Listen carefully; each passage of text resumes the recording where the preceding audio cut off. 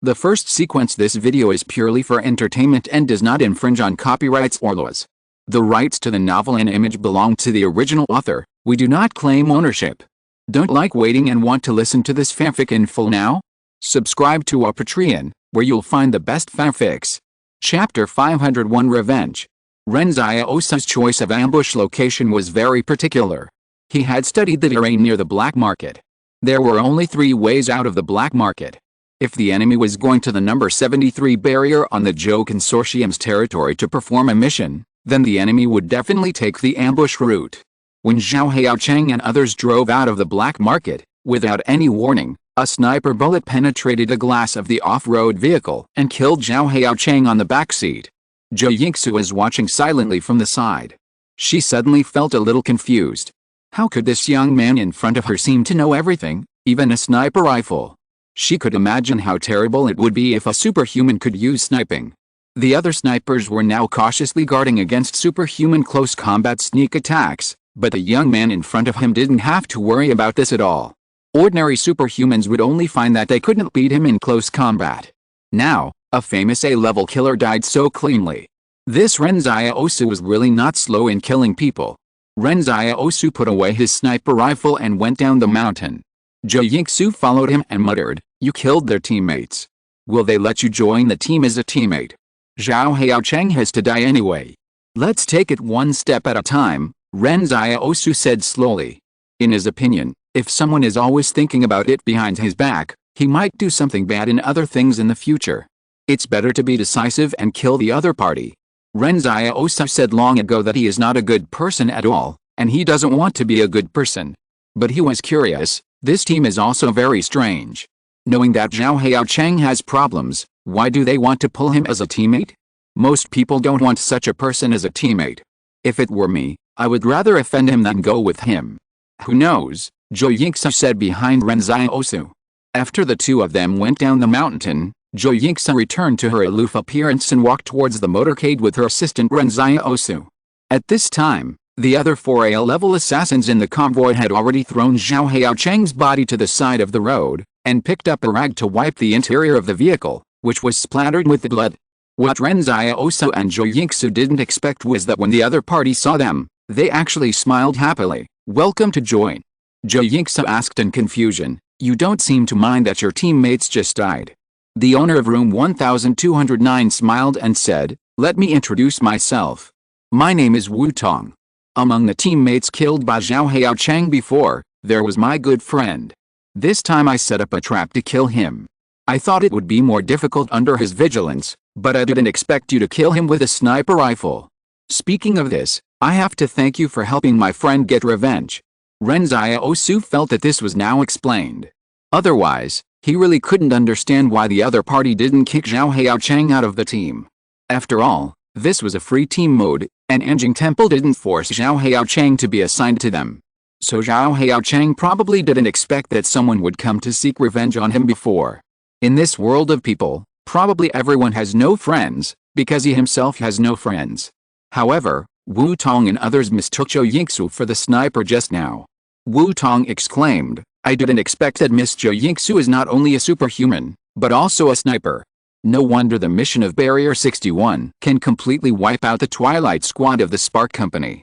Ren Xiaosu learned from Zhou Yingxu that when she escaped, the Spark Company had actually gained the upper hand. Not only was she seriously injured, but also someone in their 5-member team had been killed by the Spark Company. However, everyone said that they completed the mission very beautifully, and the Spark Company was completely wiped out. It must have happened after Zhou Yingxu escaped from Barrier 61. That night, the Battle of Barrier 61 lasted for a very long time. Ren Xiaosu suspected that it was the Wang group that wiped out the Spark Company, and then announced to the outside world that it was done by Anjingxi. Barrier 63 was actually the same before. When Vanilla was doing the mission, he found that the Spark Company was fleeing in the direction of the Wang group, so he withdrew directly. Ren Xiaosu always felt a little strange. Could it be that Wang's consortium was arresting Anjing Temple on the surface, but secretly they were in cahoots with Anjing Temple? How come Anjing Temple was like the shadow of Wang's consortium? Could it be that the two sides were cooperating in some way?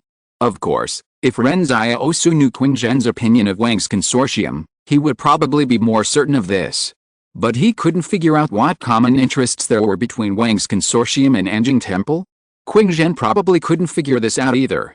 Wu Tong looked at Ren Xiaosu. Miss Zhou, this is... Oh, this is my assistant, my observer, Zhou Yingsu said coldly. Ren Xiaosu paused for a moment, and really took out a telescope for observers from his backpack. This kind of monocular telescope has a professional name called a target scope. The magnification and field of view are much higher than those of a sniper rifle scope. Even in poor visual conditions, the target scope can still clearly see the landing point of the bullet in the distance and guide the sniper to correct the deviated trajectory. Generally, snipers who carry out decapitation missions are equipped with observers who carry sight glasses. Yang Xiaojin gave this sight glass to Ren Xiaosu. She probably didn't expect that Ren Xiaosu would become a sniper now. Wu Tong and others saw that Ren Xiaosu actually brought a sight glass, and thought that Zhou Yingsu was quite professional. Since she was an observer, everyone didn't say much. After all, it was a good thing to have a sniper in the team. But what they didn't know was that Zhou Yingsu was already feeling uneasy. She had to give back the prestige she had shown Ren Xiaosu in the future. However, she quite enjoyed the envious looks of others. In one day, the convoy only traveled 150 kilometers because of the accident with Zhao Haochen. Wu Tong calculated the time, and the remaining 2 days were enough for them to reach the vicinity of barrier number 73. They planned to abandon their car outside of barrier number 73 and walk, then each of them would find a way to sneak into the barrier, and finally meet at the residence at number 191 Longyang Avenue. Number 191 Wu Tong was in the safe house of barrier number 73. Except for Zhou Yingsu, the other 4 A-level killers were actually mainly responsible for the Zhou barrier mission. Wu Tong joked to Zhou Yingsu, "You don't have a way to sneak into the barrier, do you?" Zhou Yingsu said calmly, "You don't have to worry about it." After setting up the tent at night, Zhou Yingsu went directly into Ren Xiaosu's tent, massaging Ren Xiaosu's legs while explaining, "They used me as a sniper, and there was nothing I could do. I can't explain that I'm not." Chapter 502. 80% divide. Ren Xiaosu looked away from Zhou Yingsu. Seeing her attitude, he didn't know what to say. "Go ahead, pretend to be a sniper, I have no objection. After completing this mission, the reward?" Zhou Yingsu asked cautiously. "I'll give you 80% and you 20%, Ren Xiaosu looked at her and said. "I only get 20%. Zhou Yingsu couldn't believe it. "Do you have any objection?" Ren Xiaosu looked at her seriously. No. Zhou Yingsu knew her own weight. Although she was good at assassination, infiltration, and intelligence, she was not able to handle the level of a chairman of a consortium. So just as Ren Xiaosu guessed, Zhou Yingsu clung to Ren Xiaosu's thigh because she found out that Ren Xiaosu wanted to hide his identity, so she took the initiative to be Ren Xiaosu's white glove, a win-win situation. Ren Xiaosu looked at her and suddenly said, "Do you want to enter Anjing Temple?" "Yes." Zhou Yingsu's eyes lit up. "I heard that after entering Anjing Temple, even if you don't complete the task, you can get a fixed amount of money." Ren Xiaosu said unhappily, "There is no such a cheap thing in the world. You must still work, but if you want, I can help you." "What do you want?" Zhou Yingsu suddenly asked. She realized that Ren Xiaosu actually had some ideas about Anjing Temple. "Okay, go back to your own tent. We can talk about other things after you enter Anjing Temple," Ren Xiaosu said unhappily. After that, he kicked Zhou Yingsu out. What's the point of always being alone with a woman? What if he gets hit by a sniper if it gets out? At this time, the other A-level killers outside were still awake.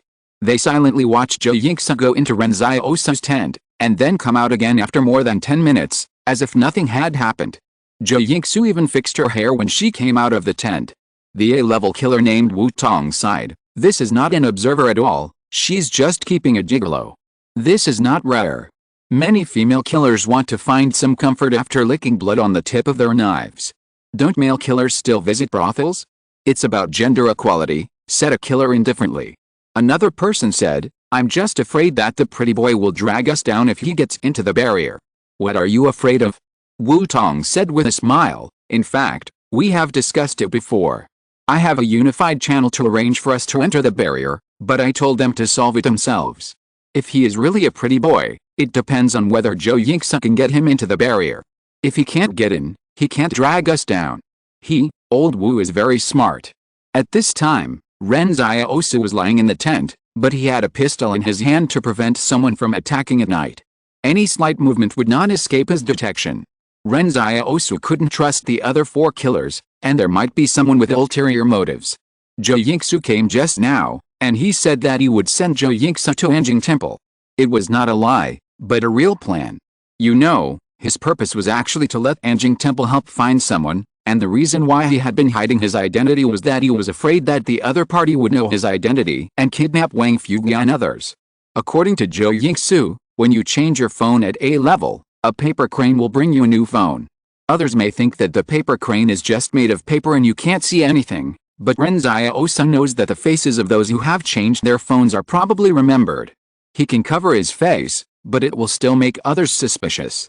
It's better to push Zhou Yingsu out and let her be the shield in the open, so that he can have a buffer by hiding behind the scenes. Everyone can get what they need, and it is indeed a win-win situation. When they set out again during the day, the other A-level killers looked at Ren Xiaosu and Zhou Yingsu with strange eyes, but Ren Xiaosu didn't care much and played the role of assistant with peace of mind. What Ren Xiaosu never expected was that Zhou Yingsu was really addicted to being a boss. She even asked Ren Xiaosu to make tea for her, as if she had too many debts to pay. Then, at night, she would come to apologize. In fact, Zhou Yingsu felt that it was not particularly pretentious or enjoyable to let others treat her as a sniper. It was the most enjoyable thing to let Ren Xiaosu make tea. Others did not know Ren Xiaosu's identity, but she knew it. It was a great pleasure to let such a legendary supernatural person make tea for her. But when she apologized at night, her arms were a little tired. She was so angry that Ren Xiaosu simply stopped blasting her and asked her to beat her legs until midnight. Zhou Yingsu then restrained herself a little.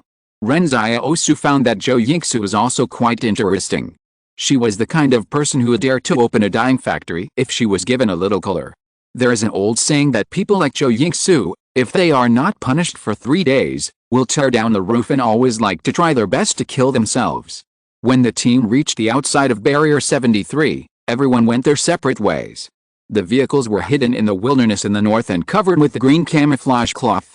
After those people left, Zhou Yingsu became the head maid again, busying around Ren Xiaosu, and even took apples from her backpack and peeled them for Ren Xiaosu.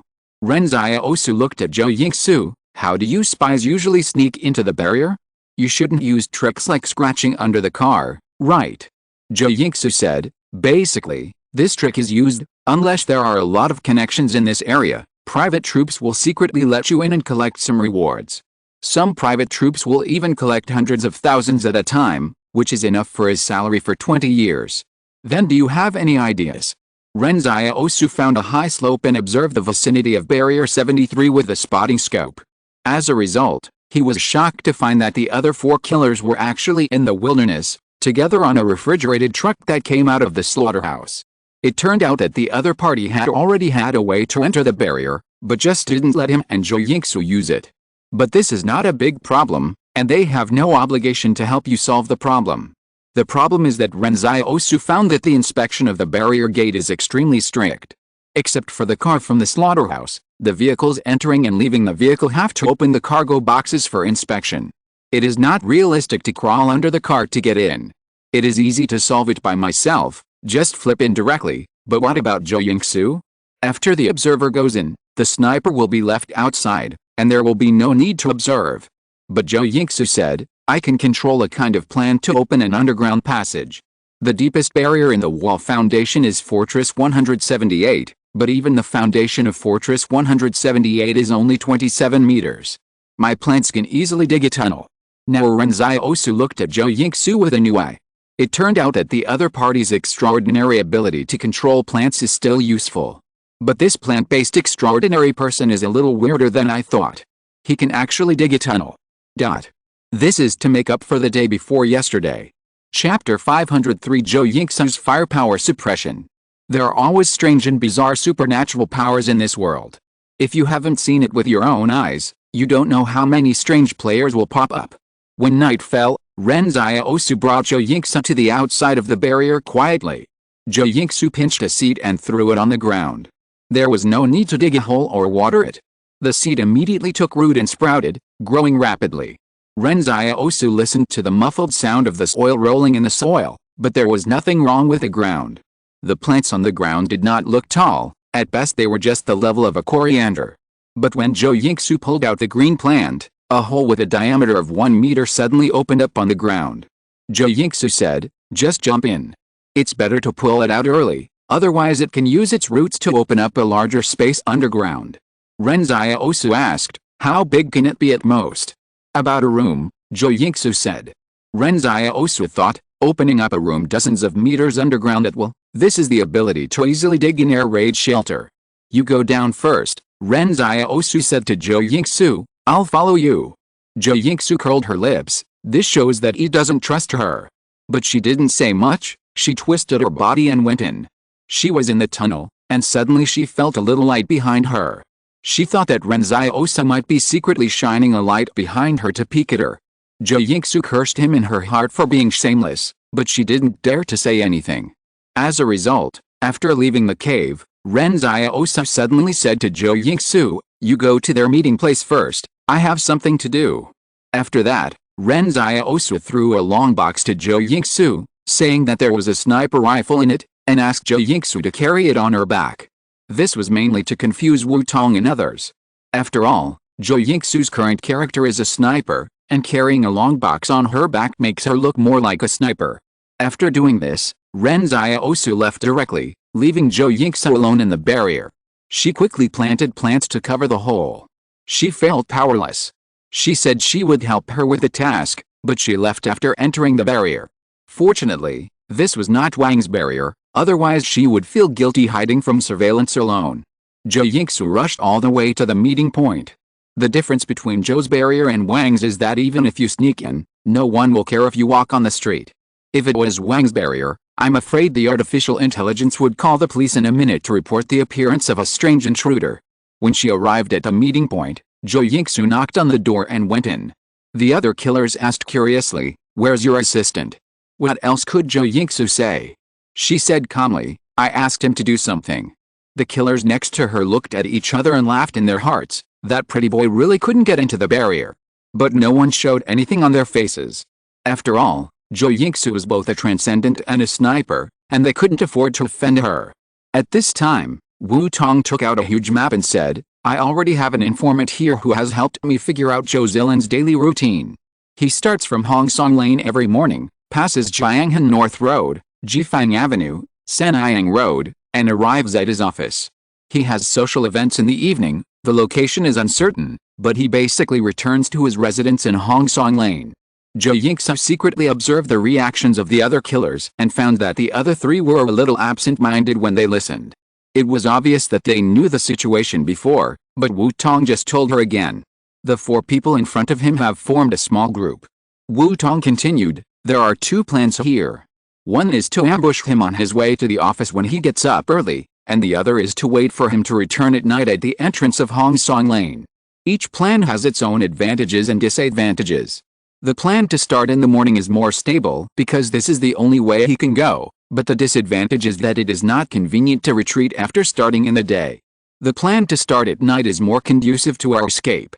The visibility is poor at night, and it is not convenient for the enemy to chase us." After Wu Tong finished speaking, Zhou Yingsu suddenly said, "Have you prepared the retreat route?" "No, it's still the old rules. Everyone leaves according to their own ability," Wu Tong said with a smile. "Then choose the night," Zhou Yingsu said with a calm smile. "You can't risk your life for a mission, right?" "Okay, since the extraordinary person said so, then the plan at night will be the first choice, and the decapitation operation will be carried out in his mansion villa in Hongsong Lane?" Wu Tong nodded and said. "How many people escort him every day? How many guards are there in the villa?" Zhou Yingsu asked with a frown. "There are 7 people in total, divided into 2 bulletproof cars. One of them always sits next to him. This should be the adjutant or the extraordinary person mentioned in the intelligence. As for the ability of this extraordinary person, we don't know. These people will also stay in the villa at night," Wu Tong said. At this point, someone next to Wu Tong said to Zhou Yingsu, "There are tall buildings near Hongsong Lane. The 4 of us will assault a villa nearby at night. At that time, Miss Zhou will choose the sniper point by herself and help us suppress the fire. At that time, Someone will use the window as a cover to block us. Please help us solve it. The estimated time of action is tonight. In fact, the most difficult part of the decapitation operation is how to grasp the target's itinerary and how to find the target. After finding the target, everything went smoothly. The person to be sniped this time did not hide, and Wu Tong's informant had made preparations in advance, which saved a lot of trouble. So, since it is already prepared, it is better to give the target a thundering blow. And the plan of these four people is definitely not that simple. The other party did not say it. I am afraid that they don't want Zhou Yingsu to know their plan. Zhou Yingsu said calmly, no problem. But after she finished speaking, she panicked. They were going to take action tonight, but Ren Xiaosu had gone out to do something and hadn't seen anyone yet. How could she help others suppress the fire? However, Zhou Yingsu thought that although she had not been trained in sniper rifles, it should be no problem to shoot close-range targets with the help of a scope. After all, she was a soldier in the Yang's army before, and she had touched a sniper rifle before.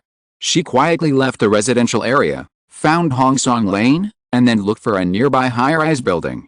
After finally finding a slightly closer observation position, Zhou Yingsu opened the long box that Ren Xiaosu gave her on the roof. There were a few bricks inside. Zhou Yingsu was almost angry and cursed. This shameless Ren Xiaosu, it would be fine if he disappeared, but he didn't even leave a sniper rifle. Was she going to rely on these bricks to suppress the fire at night? Using bricks to smash the glass of someone's villa? Exclamation mark. Chapter 504, The Biggest Trouble in Barrier Number 73. In fact, Wu Tong and his four companions formed a small group. When they were carrying out a mission, they excluded Zhou Yingsu and asked her to suppress the fire. On the one hand, it didn't matter if Zhou Yingsu couldn't help. Wu Tong and his companions were ready to kill Zhao Haocheng before completing the mission, which meant that the four of them were confident in completing the mission. Of course, a few days ago, Zhou Yingsu shot Zhao Haocheng, who was moving at high speed, with one shot. That shot was too fierce. Wu Tong and his companions still had some expectations for Zhou Yingsu. If she could help suppress the fire, it would be a good thing. On the other hand, some of Wu Tong's preparations seemed to involve the top leaders of the barrier, so Wu Tong didn't want Zhou Yingsu to know the details of his connections and resources. Zhou Yingsu also guessed this. Wu Tong's informant was able to learn about Zhou Ziling's itinerary before they arrived. The other party was obviously not ordinary. Moreover, Wu Tong and his companions chose to start on the day they entered the barrier, and they also got accurate information. Today, two bodyguards went to pick up the target's daughter from school, and then the bodyguards would send the target's daughter to Zhou Ziling's ex-wife for the weekend and would return on Monday. This was a godsend opportunity. Now that the other party's group excluded Zhou Yingsu was happy to be alone. It would be even better if she could get a task. After all, if Wu Tong and the others completed the task, she would also get a reward. But the problem was that if she wanted to watch the fun, she had to hold a sniper rifle. What was wrong with holding a few bricks? What she was dissatisfied with now was not the task, but that Ren Xiaosu was too unreliable. At this time, Ren Xiaosu had found the target of the D-level task outside the 73rd barrier and began to wait for the mobile phone to be delivered. When others saw the D-level task, they subconsciously thought of the 20,000 yuan reward, but Ren Xiaosu was different. He thought of several mobile phones. Didn't you hear Zhou Yingsu say that a mobile phone costs hundreds of thousands of yuan, which is much more valuable than a task? Earlier in the tunnel, Zhou Yingsu saw the light behind her and thought that Ren Xiaosu was peeking at her. In fact, Ren Xiaosu had received a task about the 73rd barrier, and it was issued together with the C-level and D-level tasks. Ren Xiaosu planned to finish the D-level task and then do the C-level task, but he didn't know if he would be in time. In his opinion, even if Zhou Yingsu and the others wanted to complete the A-level task, they would definitely need several days to prepare. After all, it was an A-level task, so it would not be wrong to be cautious. To be honest, Ren Xiaosu didn't expect that the other party would choose to attack tonight. But so what? What could be more important than him stealing the phone? This time, Ren Xiaosu did not use the previous phone to complete the task, but changed to the phone he just snatched today to reply to the task. Anyway, the task reward was paid once and every time it was an anonymous account, so it didn't affect him much. In the dead of night, Ren Xiaosu thought about it carefully, And he also admitted that he had played too big before. It was a bit not so low-key. Ren Xiaosu changed into hoodie and covered his head with a hood on the back of the hoodie. Although there was no surveillance in this barrier number 73, he still had to be careful, right? After finishing the D-level mission, he rushed to complete the C-level mission. After confirming that the mission had not been completed by anyone, Ren Xiaosu was quite happy. Was there no C-level killer in the number 73 fortress? No one was rushing to take the mission? As a result, something unexpected happened. When Ren Xiaosu saw the mission, he knew that the target this time was the boss of a gang in the number 73 fortress. There was no point in being fussy with such a person. He could just kill him at his doorstep. But what he didn't expect was that when he pushed open the door of the other party's headquarters bathing center and went in, the gang was having a meeting. Ren Xiaosu looked at a group of tattooed men standing in the lobby, listening to the target person's speech. When the group of men saw someone pushing the door in, they all turned around and looked over, with amazing momentum. Ren Xiaosu thought, aren't you just a gangster? Why are gangsters having a meeting? Question mark. Time waits for no one. His time is precious, okay. No matter what, just kill him first. After Ren Xiaosu went in, he even closed the door. Outside the bath center of the gang, several C-level killers had been waiting for a long time. It was not that they did not want to do this mission, but they really did not dare to do it. They had to wait for the gang to finish the meeting, right? There were dozens of people inside. As a result, they saw Ren Xiaosu, wearing a black hoodie, walk into the gang. Because Ren Xiaosu blocked him tightly, they could not see his appearance clearly. No one thought that Ren Xiaosu might be a killer. After all, no C-level killer was so fierce that he would rush into the gang to do the mission directly. However, just as Ren Xiaosu entered, they heard fierce gunfire. The C-level assassins outside were all pissed. The one who just entered is the same assassin as us. There are dozens of people inside, and he just went in like that. He will definitely die without a burial place. Should we still do the mission? I didn't expect to meet such a fierce colleague. Forget it. The sirens on the next street are ringing. Don't catch us all. Before they could decide, these assassins saw Ren Xiaosu push open the door of the bath center from the inside, and then walked quickly to the north as if nothing had happened, disappearing among the pedestrians, without even a drop of blood on his body. Just when the bath center opened a crack, the C-level assassins vaguely heard the wailing and blood inside. In fact, these C-level assassins should be thankful, because they didn't dare to take action, so Ren Xiaosu didn't know that they were also C-level assassins, otherwise he would have to kill them all. Several C-level killers looked at the tragic situation in the bath center, and heard the sirens getting closer and closer. They turned around and left. They had encountered a dragon today, and it was not appropriate to stay here for long. Is this what a C-level killer does? Is this what a human does? This is not what a human does. Zhou Yingxu said indignantly while sitting on the rooftop, holding a brick. It was almost dark, and she hadn't seen Ren Xiaosu yet. If the other party didn't see anyone at the meeting point, they should rush to Hongsong Lane, right? After all, the target address was included in the mission map attached to the mission. But she had been waiting for a long time, but still didn't see Ren Xiaosu. At this moment, Ren Xiaosu didn't wait, but Zhou Yingxu heard the sound of gunfire in the distance. The gunshot was crisp and easy to distinguish. Zhou Yingxu looked up suddenly. She stood on the edge of the rooftop and looked in the direction of the gunshot, thinking that Ren Xiaosu would be fine, right? Zhou Yingxu subconsciously thought of Ren Xiaosu. It wasn't that Zhou Yingxu hoped that Ren Xiaosu would get into trouble. Instead, she was very worried. During the mission at Fortress number 73, something unexpected happened. Would it affect their mission? And right now, the biggest troublemaker in Fortress number 73 was Ren Xiaosu, right? Eat a meal. There will be another update in the evening. Chapter 505 Black Swan Event. Zhou Yingxu's guess was not wrong. The gunshots were the gunshots when Ren Xiaosu went to the gang hall to complete the mission, and the noise had already attracted the barrier troops to go out. The entire barrier management was shocked. They could not imagine that a shooting incident would happen in the peaceful barrier. Will the gunshots affect the A-level mission? The answer must be yes. Zhou Yingxu was waiting on the rooftop, and Wu Tong and others below were also mixed in with the pedestrians. They had planned to disguise themselves as pedestrians to observe the surrounding environment, But when the gunshots rang out, the residents of the barrier went home, leaving Wu Tong and a few others alone on the road, and they had to pretend to be pedestrians. Someone even shouted to them from the window, "Go home, guys, don't hang around here, it's dangerous." "Didn't you hear the gunshots?" At this time, the others heard the gunshots and left, and they were indeed a bit conspicuous on the street. Wu Tong was quick-witted and began to use sign language with another killer next to him, pretending to be deaf-mute. Wu Tong felt miserable. He didn't know what was going on. He usually carried out his missions smoothly, but why did everything go wrong this time? Zhou Yingsu turned around on the rooftop and felt lucky that she was not downstairs. However, the gunshots not only affected Wu Tong and the others, but also Zhou Zilin's schedule. The target, Zhou Zilin, was a very cautious person. He usually brought 7 bodyguards with him when he went out in his own fortress. Isn't this cautious? Of course, the most cautious person Ren Xiaosu had ever seen was Qing Zhen, who lived in the military camp. Ren Xiaosu didn't expect that the gangs here actually had guns.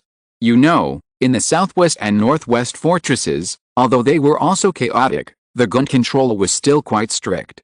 It was good for the small gangs to have knives. Of course, the guns in the gangs were just 2 pistols. The deterrent effect was far greater than its actual power. In fact, they didn't dare to shoot. He could only go to the wilderness to have fun, and the gun was secretly bought from a private army. If he hadn't seen that he would die if he didn't shoot today, he might never use this gun in his life. But unfortunately, the gang leader shot for the first time in the fortress, and it was not someone else who died, but himself. At this time, Ren Xiaosu was walking on the way to the meeting point. He didn't know that Zhou Yingsu and others had already arrived at Hongsong Lane. The vehicles of the Order Division passed by him, but they didn't notice him at all. From the outside, he was just an ordinary teenager, not a killer at all. Ren Xiaosu looked back and saw the sunset in the sky in the distance. The golden glow was like warm seawater. He didn't care how much noise the fortress had caused because of him. He just felt that today was going well. Wu Tong and others didn't wait for Zhou Zilin's convoy to return home until late at night. It seemed that because of the gunshots, the other party had quickly moved their address. Moreover, his informant called him via satellite and informed him that someone had picked up Zhou Zilin's daughter, who was in class an hour in advance. It seemed that Zhou Zilin had become alert. Seeing that they could not complete the mission today, they simply retreated. Zhou Yingsu waited for pedestrians to reappear on the street before going downstairs and leaving the rooftop with a long box on her back. When they arrived outside the residential building where they were meeting, they saw that the lights at their meeting place were on. Wu Tong frowned. Could it be that someone has leaked the news and is here to search my safe house? No, said a killer. I heard the sound of someone flipping a pan to cook. Everyone was speechless. What a weird situation. It was okay for the safe house to be broken into in the middle of the night, but someone was actually cooking inside? Everyone even smelled the fragrance of the food. Let's go. It's a blessing in disguise. If it's a disaster, we can't avoid it. Let's go in and take a look. Wu Tong gritted his teeth and took out a key to open the door. If Zhou had even discovered his safe house, it meant that the other party had already obtained enough information. If he didn't find out the situation, he would have no choice but to leave Zhou's territory and flee to the ends of the earth. As soon as he entered the room, Wu Tong saw Zhou Yingsu's assistant walking out of the kitchen and greeted him. Hey, you're back soon? Have you eaten? I didn't cook for you. And your gas tank is almost out of gas. Remember to fill it up tomorrow. Everyone was dumbfounded. They looked at Zhou Yingsu, and Zhou Yingsu said calmly, I asked him to contact an informant, so he was a step late. Yes, Ren Xiaosu nodded. Yes. Zhou Yingsu asked, did you contact the informant? Did he tell us what the gunshots in the barrier were about today? This seems to have affected our mission. Zhou Zilin did not show up as planned. Ren Xiaosu suddenly realized, oh, they said that the gunshots were caused by a gang fight. Someone took down a gang in the bath center. Everyone breathed a sigh of relief. It turned out to be this kind of black swan event. The so-called black swan event refers to an event that is very difficult to predict, leading to a series of chain reactions with very serious consequences. Ren Xiaosu also called it a rare moth event. Anyway, both rare moths and black swans are gray and can fly. Zhou Yingsu pulled Ren Xiaosu to the balcony and whispered, did you cause this? Do you know how much impact your sudden departure has had on me? They said they would do it today, but you were not here, And I panicked. What if they did it today and you didn't have time to come back? Ren Xiaosu said calmly, look, they said they would do it today, so I won't let them do it today. They don't have the final say. Zhou Yingsu was stunned. This was too righteous. Horizontal ellipsis. Outside the barrier, a convoy was coming from the west. They hadn't submitted the documents for entering the barrier yet. Luolan, who was sitting in the car, heard the gunshots and exclaimed, it's so exciting. I didn't expect that the barrier in the Central Plains is not as safe as I imagined. Someone fired a gun in broad daylight. Zhou Qi rolled his eyes at the side. Aren't you worried about coming to such an exciting place and getting hurt? You should know that you are second only to the emperor in the Qing family now, and you will enjoy endless wealth and glory for the rest of your life. As the saying goes, a son of a wealthy family should not sit in the hall, and a gentleman should not stand on a dangerous wall. Luolan chuckled, what's the point? Luolan, like this exciting place the most. The Southwest was quite interesting before. The war between the three families was exciting just to think about. Now the Southwest belongs to my Qing family, and the things I deal with every day are all trivial matters, such as the order department trying to seize power from the inspection department, and someone's relationship wants to arrange a good position. It's all a mess. These are all good things. If someone asks you to do something, someone will give you money. Zhou Qi's eyes lit up. Does Luolan need that little money? Luolan glanced at Zhou Qi. We should take a long-term view. We are people who do big things. So you took the initiative to apply to Qingzhen to come to Zhongguan? Did he agree? Zhou Qi said speechlessly. Of course, I came to Zhongguan to do things. I won't go to a place where there is no way to do it. Then why are we here at barrier number 73? Zhou Qi frowned. Zhou Zilin of Zhou Group has always advocated the development of nuclear weapons. Although we can't be in the same pot with such a person, it is also a good thing for us to support him and let Zhou Group help attract the attention of others, Luolan said with a smile. So this time we want to meet this Zhou Zilin, and the appointment time is tomorrow. If you're listening to this novel on a channel other than Fanfic World, it means they downloaded and uploaded it without effort. We cordially invite you to visit our channel, Mundo Fanfic Novelists. There you'll find the original version of this story and you can explore many other novels of various genres. We're waiting for you to immerse yourself in a world of incredible novels. Chapter 506 Liberation Park. You won't run away while doing a mission again. Zhou Yingsu stared at Ren Xiaosu's expression, as if trying to observe something. Ren Xiaosu was unhappy. How can you use the word run away? I also have something important to do. What is that? Zhou Yingsu was curious. She really wanted to know why our Ren Xiaosu did all these things today. Of course it's to do D-level and C-level missions, Ren Xiaosu said seriously. Zhou Yingsu felt powerless. He was a legendary supernatural being. Why did he run away to compete with D-level and C-level missions? Aren't you ashamed? Ren Xiaosu asked. How did Wu Tong and the other 4 people behave today? Is there anything unusual? There wasn't much abnormality. We were just scouting outside the villa area of Hongsong Lane, preparing for a night assault. Because there were no pedestrians on the street after the gunshots, we retreated, Zhou Yingsu explained. Okay, Ren Xiaosu nodded and instructed, be careful of these 4 people. I think if something unexpected happens during the mission, these 4 people will most likely team up to trick us. Okay, sir. Zhou Yingsu suddenly shut up. As soon as she said those 4 words, she instinctively felt that something was wrong. Ren Xiaosu looked at Zhou Yingsu in surprise. What did you say just now? Nothing. Zhou Yingsu almost cried for her stupidity. Slip of the tongue? Ren Xiaosu looked at her silently for half a minute. Eat, I've made your meal. The 2 walked into the house, and Zhou Yingsu immediately became aloof. Assistant, bring my meal over. Ren Xiaosu was speechless. How could Zhou Yingsu's role change not even require a cool-down period? Wu Tong next to him looked at Ren Xiaosu, bring our meal over too. As a result, Zhou Yingsu calmly said, I can only command my assistants, you can't. If you want to eat hot meals, make them yourself. You are all grown men, you don't have hands and feet, so why do you command my assistants? In Zhou Yingsu's view, Wu Tong and the other 4 deliberately did not share the method of entering the barrier, and did not discuss things with her. This was to make the distinction between each other clearer, and there was nothing wrong with it. But since you have made the distinction so clear, I must also make it clearer. She was also worried that if Wu Tong forced Ren Xiaosu to cook for the four of them, they would most likely not have to eat any more. Ren Xiaosu said, "Sorry, I only cooked for 2 people. The food was simple, just hot and sour potato shreds, tomato and egg, and fried wild boar meat." The wild boar meat was from the same nest that Ren Xiaosu encountered on the way from the northwest. Wu Tong and others on the side chewed compressed biscuits dryly, and then silently watched Ren Xiaosu and Zhou Yingsu eat hot meals. Wu Tong said coldly, "This is a safe house, you must pay attention to concealment and don't use the kitchen indiscriminately." Ren Xiaosu said, "Since it is a residential house, then your safe house has lights on at night but no one cooks, and the gas tank is not changed once a year. Do you think it will not arouse suspicion from others? Don't underestimate the observation ability of your neighbors. They know everything about your home. They can even remember which day you made dumplings."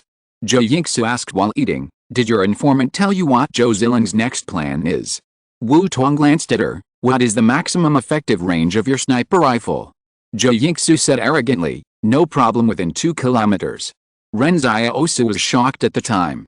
He only had master-level firearm skills, not the perfect level like Yang Xiaojun. "How dare you brag for me?" Wu Tong was relieved when he heard Zhou Yingsu say this. Tomorrow, Zhou Ziling will go to Jifang Park as planned to meet a very important person. This is a private meeting. At that time, the intelligence agencies under Zhou Ziling will be spread all over the park, and the number of people may be hundreds. So many. Zhou Yingsu asked in confusion, "Then shouldn't we do it another day?" Wu Tong looked at Zhou Yingsu and Ren Xiaosu. "When there are the most people, the enemy's vigilance is the most relaxed. This time we have to rely on Miss Zhou's sniping ability." At 4 o'clock in the morning, many sanitation workers entered Jifang Park to clear the garbage cans inside, and clean up fallen leaves and garbage. But today's sanitation workers are special. They are all light and strong men. Several ice cream RVs parked outside Jifang Park early. They looked like they were selling ice cream, but in fact, there were already more than a dozen staff members busy inside. "Position 10, check the sound recording equipment again," someone in the car said through the headset. Then he heard the reading of 123,456,789 in his headset, and the person in the car said, "The recording equipment has been checked, and the next monitoring point will be installed." Such work is commonplace for intelligence agencies. This is to control the situation to prevent any problems from occurring during private meetings during the day. Those monitoring points just block all the entrances and exits to the park, as well as the infiltration points in the entire Jifang Park. In the morning, the field team members in the car began to change into sportswear and take turns to go for a morning run in the park. They looked like ordinary residents of the ramparts. Only 5 people were left in the car, staring at the monitoring screen motionlessly. After discovering a suspicious person, they would immediately push the monitoring screen to lock the target's appearance, take a screenshot and save it, and compare it with the database. This work lasted for nearly 6 hours before Zhou Ziling's motorcade finally arrived at the gate of Jifang Park. After getting off the car, he walked slowly into the park accompanied by 2 bodyguards. It was already 10 o'clock in the morning. Zhou Ziling is already middle-aged, with gray hair on both temples. He looks particularly solemn in a navy blue suit. The bodyguard beside him is constantly deploying personnel through the headset. "Fill in a team at position 6, evacuate position 7, the disguise is too fake, go back and write a self-criticism to me." This man is like the chief eunuch beside Zhou Ziling, and all resources are under his control. Zhou Ziling sat on a bench in the park. The nearest commanding height is 1.2 kilometers away, and the 2 high-rise buildings have been occupied by snipers from the field team. However, the person Zhou Ziling wanted to see did not show up, but Zhou Ziling was not in a hurry. He sat calmly on the bench, and his bodyguard was behind him. Not only that, there was also a fully armed special service on standby in the nearby bushes. At 11 a.m., Luo Lan and his team suddenly appeared at the park gate. The fat man walked into the park with his 12 subordinates. He seemed to ignore the plainclothes field officers. Luo Lan wore sunglasses, while Zhou Qi behind him was yawning, with a lipstick mark on the back of his neck that had not been wiped off. Chapter 507, Fight or Not. Luo Lan came to the bench next to Zhou Ziling and sat down happily, while the other followers were scattered around and on guard. Just when Zhou Ziling thought that Zhou Qi behind Luo Lan would stand behind Luo Lan like his bodyguard, Zhou Qi actually let Luo Lan sit a little in the middle and made room for him. What surprised Zhou Zilin even more was that Luo Lan actually made room for Zhou Qi. In an instant, the three of them squeezed on the bench, which was as weird as it could be. Luo Lan's size almost pushed Zhou Zilin to the ground. Zhou Qi continued to catch up on his sleep with his eyes closed. You guys chat? Luo Lan laughed. This is my Qing family's former chairman's secretary, Zhou Qi. Zhou Zilin smiled and said, we are still brothers. I wonder what brings you here to Central Plains this time, Boss Luo. Nothing more, Luo Lan said with a smile. The main reason is that some people in this world are born to be friends. I'm here to make friends. Although the Zhou and Qing families are very close, there are mountains between them, and no one can see each other. Why would the brother of the head of the Qing family come to be friends with our Zhou family? Zhou Zilin did not comment. Luo Lan smiled and said, I'm not here to make friends with Zhou, but with you, Zhou Zilin. Oh. I've always been a straightforward person, Luo Lan said with a smile. I heard that you, Brother Zhou, support the development of nuclear weapons within the Zhou group, but have never been able to defeat the conservative Zhou Shiji, so I came to lend you a hand. How do you help? Let's put that aside for now. I want to know why Brother Zhou supports the development of nuclear weapons. Luo Lan said, as far as I know, there has been no war in the Central Plains for more than 10 years. The Wang group in the north is kind to others, the Qing group is in a corner, and the Kong group is far away from you. Who are you going to attack with this nuclear weapon, Brother Zhou? Zhou Zilin said calmly, do you have to use it to attack people? Building a nuclear power plant is also a good thing. Luo Lan smiled, actually, I know what you are thinking, and I also know who your enemy is. In this regard, we have a common goal. Zhou Zilin did not respond, but instead asked, does the Qing family really have a nuclear base? It is said that even the thugs have not been found. Yes, Luo Lan said with a smile, of course. Then why didn't it work when attacking the Li and Yang families? Zhou Zilin asked. This. Luo Lan said in embarrassment. Even if there are some concerns when attacking these two families, why don't we use it when attacking the experimental subjects? Luo Lan stopped talking. Zhou Zilin laughed. Really? This has always been the doubt of the Central Plains Consortium. Did the Qing family successfully develop nuclear weapons? Did they really develop them, or did they lie to deceive people so that people would not dare to attack them? Exclamation mark. This doubt comes from 2 points. On the one hand, the thugs did not find the Qing family's nuclear base. You should know that the thugs have destroyed 3 or 5 nuclear test bases in the Central Plains in recent years, and killed at least 8 extreme scientists. For a time, everyone was in danger. Now, no one dared to publicly express their desire to develop nuclear weapons. Zhou Zilin still brought a bunch of bodyguards every day, and even recruited extraordinary people at a high price. So, the thugs didn't find it. Does that mean that the Qing family is deliberately confusing everyone? On the other hand, the Qing clan's war in the southwest was well known to the world, but in this war, the Qing clan didn't even use heavyweight tactical ballistic missiles. If they had them, why didn't they use them? Luo Lan said seriously, in the southwest, I used the particle flow generated by nuclear fusion to pass through the distance of astronomical units and kill hundreds of millions of Zergs. Zhou Zilin suddenly felt a sense of power. Is it during the previous Zerg tide? Zhou Qi next to him finally opened his eyes. Isn't it just drying a quilt? This is a joke before the disaster. How many times do you have to say it? Zhou Zilin. At this time, Ren Xiaosu, who was 1.8 kilometers away, was taking Zhou Ying's tall building. Before entering the building, Ren Xiaosu looked at the pedestrians outside and paused for a moment, but said nothing. When he came to the rooftop, Ren Xiaosu chose the best observation position and silently looked into the park with a target telescope. The commanding heights here were too far away, so they were not included in the surveillance range of Zhou Zilin's followers.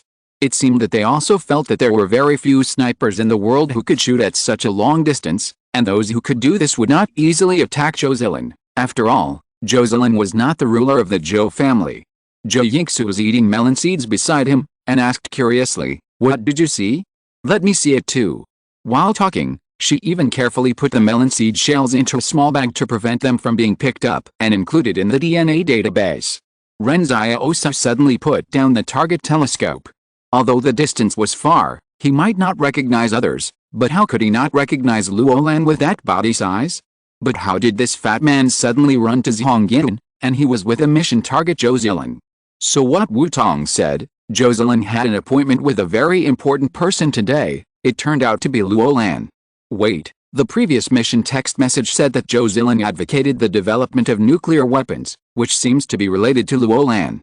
At this time, Wu Tong and others were already strolling around Jifang Park, but they had not yet entered the park as planned. Ren Xiaosu put down the sighting scope and set up the sniper rifle again. Zhou Zilin was within his range. If he fired at this time, Ren Xiaosu is still sure to hit Zhou Zilin. So this is why all the consortiums are very annoyed by the snipers of the hostile forces. It is really a bit hard to defend against. The role of snipers on the front battlefield is not so insidious, but when it comes to decapitation operations, snipers are the existence that even extraordinary people have to be wary of. After all, extraordinary people can't withstand such an unprepared shot. But if I shoot, what about Luo Lan? I'm afraid he will be caught by Zhou in a minute. Luo Lan will definitely not be in any big trouble. After all, the Qing family is not so easy to mess with in the southwest now. Without making any noise, the Qing family has become the largest force in the entire Barrier Alliance. But the other party will lock Luo Lan up, that's for sure. Zhou Yingxu asked curiously while cracking melon seeds, are there no conditions for shooting? Yes, Ren Xiaosu said, but the person next to Zhou Zilin is my friend. Zhou Yingxu was stunned for a moment. So you want to give up the mission? Before she finished speaking, she saw Ren Xiaosu had already put his face to the scope and began to seriously correct the trajectory. Zhou Yingxu's melon seeds fell to the ground. Is this really a friend? So, which is more important, friends or missions? Ren Xiaosu has made his own decision. Money is more important. Moreover, he has subsequent plans. Chapter 508 Master, save me. Ren Xiaosu did not shoot directly because the distance was too far. Even Yang Xiaojun had said that if the shooting distance exceeded 1.6 kilometers, even she could not guarantee a 100% hit rate, because the bullet traveled such a long distance that it took 2 to 4 seconds for the bullet to arrive after the trigger was pulled. This time depends entirely on the speed of the bullet. At that moment, the bullet will be affected by various factors. It will no longer fly in a straight line, but in a beautiful arc. The factors that affect it include the Coriolis force, gravity, wind speed, etc. Therefore, during this period of time when the bullet flies, it is difficult to guarantee that there will be no accidents. Luo Lan and Zhou Zilin were too close. Ren Xiaosu completed the task, but he did not want to accidentally hurt Luo Lan. This private meeting lasted for nearly an hour. Ren Xiaosu did not know what Zhou Zilin and Luo Lan said specifically. Anyway, the two sides shook hands and parted ways. Zhou Yingxu next to him complained that they had been talking for too long. What was there for two grown men to talk about? She had eaten all the melon seeds she brought. However, at this moment, she suddenly felt as if the air was frozen for a moment, and at this moment, Ren Xiaosu pulled the trigger. Let the bullet fly for a while. Zhou Yingxu suddenly turned back and looked into Jifang Park. She could not see the trajectory of the bullet, but could only feel Ren Xiaosu's concentration and determination at that moment. The boy's profile was sharp and angular, and when the other party was fully focused, his profile was like a work of art. At this time in Jifang Park, Zhou Zilin, who was more than 10 meters away from Luo Lan, suddenly burst into blood on his chest. After the bullet penetrated his body, a radioactive blood mist exploded in the opposite direction of the bullet. Luo Lan heard the movement behind him and turned back suddenly. He looked at Zhou Zilin's body in astonishment, and his face was full of speechless expressions. My new friend. The two sides just negotiated for an hour before finally determining the cooperation goals between Qing and Zhou Zilin. Many subsequent things need to be carried out by a professional negotiation team. But just after the negotiation, the other party died. Luo Lan subconsciously hid behind a tree and raised his hands. I didn't do this. It's fine if the partner died, but if he was involved, it would be bullshit. While Luo Lan was shouting, the followers behind him had all surrounded him, protecting Luo Lan tightly in the middle, and began to slowly move towards the outside of the park. The defense was so tight that the outsiders couldn't see where Luo Lan was in the crowd. Even Zhou Qi's fingertips had condensed into a ball of water vapor, as if he was ready to kill at any time. But before Luo Lan and his friends walked out of the park, they were immediately stopped by Zhou Zilin's followers, who said they wanted to arrest them. Luo Lan's followers wanted to resist, but Luo Lan laughed and said, "This is someone else's barrier, where can we run? Okay, let's go with them, the clear ones will be clear, and the turbid ones will be turbid." As for Ren Xiaosu, he did not stop after killing Jocelyn, but decisively turned the gun to find Wu Tong and others and shot them. In just 10 seconds, only Wu Tong was left among the 4A-level killers. Ren Xiaosu turned around and pulled Zhou Yingxu's arm. Collect. Zhou Yingxu followed Ren Xiaosu downstairs in a daze. When she walked down the stairs, she found that many people were dead on the stairs. Those people were in plain clothes, but there were pistols scattered around them. Who are these people? Zhou Yingxu was stunned. Are they Zhou's people? Why are they here? And who killed them? Seeing that there were probably more than 10 bodies up and down the stairs, but she didn't hear any movement just now. But Ren Xiaosu sneered, "This is probably Wu Tong's informant who came to stop us. Once our mission is successful, a large number of people will surround this building and push us out as scapegoats. If someone accidentally shoots us to death in the chaos, there will be no evidence. The gun, ballistics, and rifling marks can all match.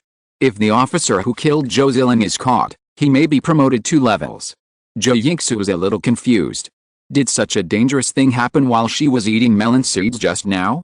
So you paused before going upstairs just now, because you had discovered the plain clothes? Zhou Yingxu asked. Yes, Ren Xiaosu nodded. So that's why you wanted to shoot Wu Tong and the others? But you didn't kill Wu Tong, Zhou Yingxu asked curiously. Yesterday you said you had a way to track Wu Tong. Are you still sure now? Ren Xiaosu asked. Yes. The two ran downstairs. Ren Xiaosu had put on his hood again, and Zhou Yingxu also covered her face with a scarf. As soon as he left the building, Ren Xiaosu ran while observing the surroundings. There were already many plainclothes officers approaching them, but it seemed that they were afraid to shoot casually on the street. After just 2 steps, Ren Xiaosu suddenly realized that Zhou Yingxu behind him had not caught up. Looking back, he found that there were already 5 or 6 plainclothes officers blocking them. Zhou Yingxu was immediately anxious. Master, save me. Ren Xiaosu turned back and shot in a bad mood. Zhou Yingxu was an extraordinary person after all, so how could her fighting ability be so poor? Barrier number 73 was in chaos again. After yesterday's turmoil, the residents already knew what to do, hide back home when they heard gunshots. On the streets, vehicles from the order department can be seen from time to time. The order department staff responsible for the security of the ramparts are frantically searching for something. With a building 1.8 kilometers outside Jifang Park as the center, the search network is constantly radiating outward.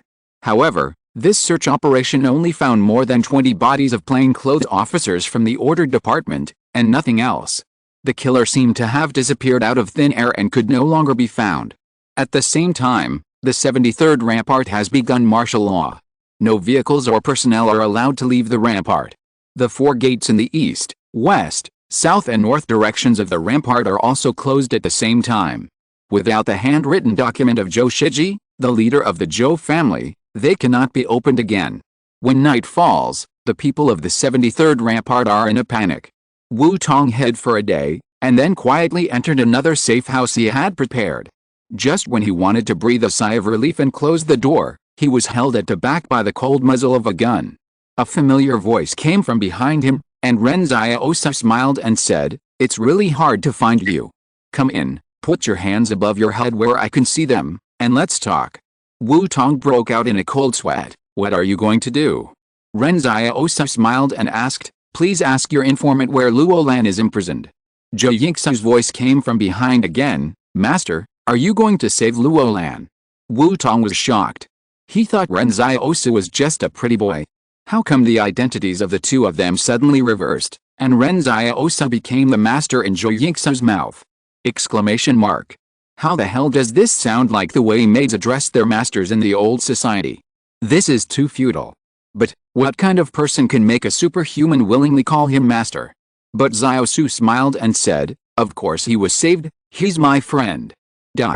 I haven't asked for monthly tickets for a long time, so I'm asking for monthly tickets. If you have monthly tickets, please vote for me." Chapter 509 Informant. The quiet room was dimly lit. Ren Xiaosu pointed his pistol at Wu Tong, and the two sat face to face on the chairs. Professional killers like Wu Tong have all gone through various escape training, such as distracting the enemy's attention and avoiding the muzzle of a gun. In their view, being pointed at the head by a gun does not necessarily mean death, and you must look for opportunities at this time. But when Wu Tong faced Ren Xiaosu and Zhou Yingsu, he suddenly felt very powerless. These were two extraordinary people. Even if he could really avoid a bullet from the muzzle, the ending would still be the same. Two extraordinary people teamed up to complete a mission. What a terrible thing. No, it's not a team, but an extraordinary person is subordinate to another extraordinary person, calling the other person master. To be honest, Wu Tong also wanted to have a maid like this. Although Zhou Yingsu's appearance was only above average, she had a good figure. There was no time to think more. Ren Xiaosu smiled and said to Wu Tong, "I didn't expect that we would find you." It was Zhou Yingsu's credit that Wu Tong was found this time. Although Ren Xiaosu's martial arts value was strong, he had no special skills in finding people and tracking. Zhou Yingsu's ability helped Ren Xiaosu make up for this. She can now materialize 3 kinds of seeds. One kind is similar to thorny vines, which can drill out from the ground to strangle the enemy. The second kind is a seed that digs tunnels and can open up hiding places underground. The third kind will grow a short 4-leaf clover after being planted. Zhou Yingsu only needs to crush the 4-leaf clover into juice in her hands and apply it a little bit on the target. Within 3 days, the target will always exude a grass juice smell that only Zhou Yingsu can smell. No matter how far away, you can follow this smell to find it. Ren Xiaosu thought, not every extraordinary person has extremely powerful combat capabilities. It seems that some extraordinary people are not born that kind of material. Ren Xiaosu looked at Wu Tong in front of him at this time. The other party looked calm, worthy of being a killer who could rush all the way to a level. Wu Tong asked, "You and I are teammates in the same team, why are you pointing a gun at me?"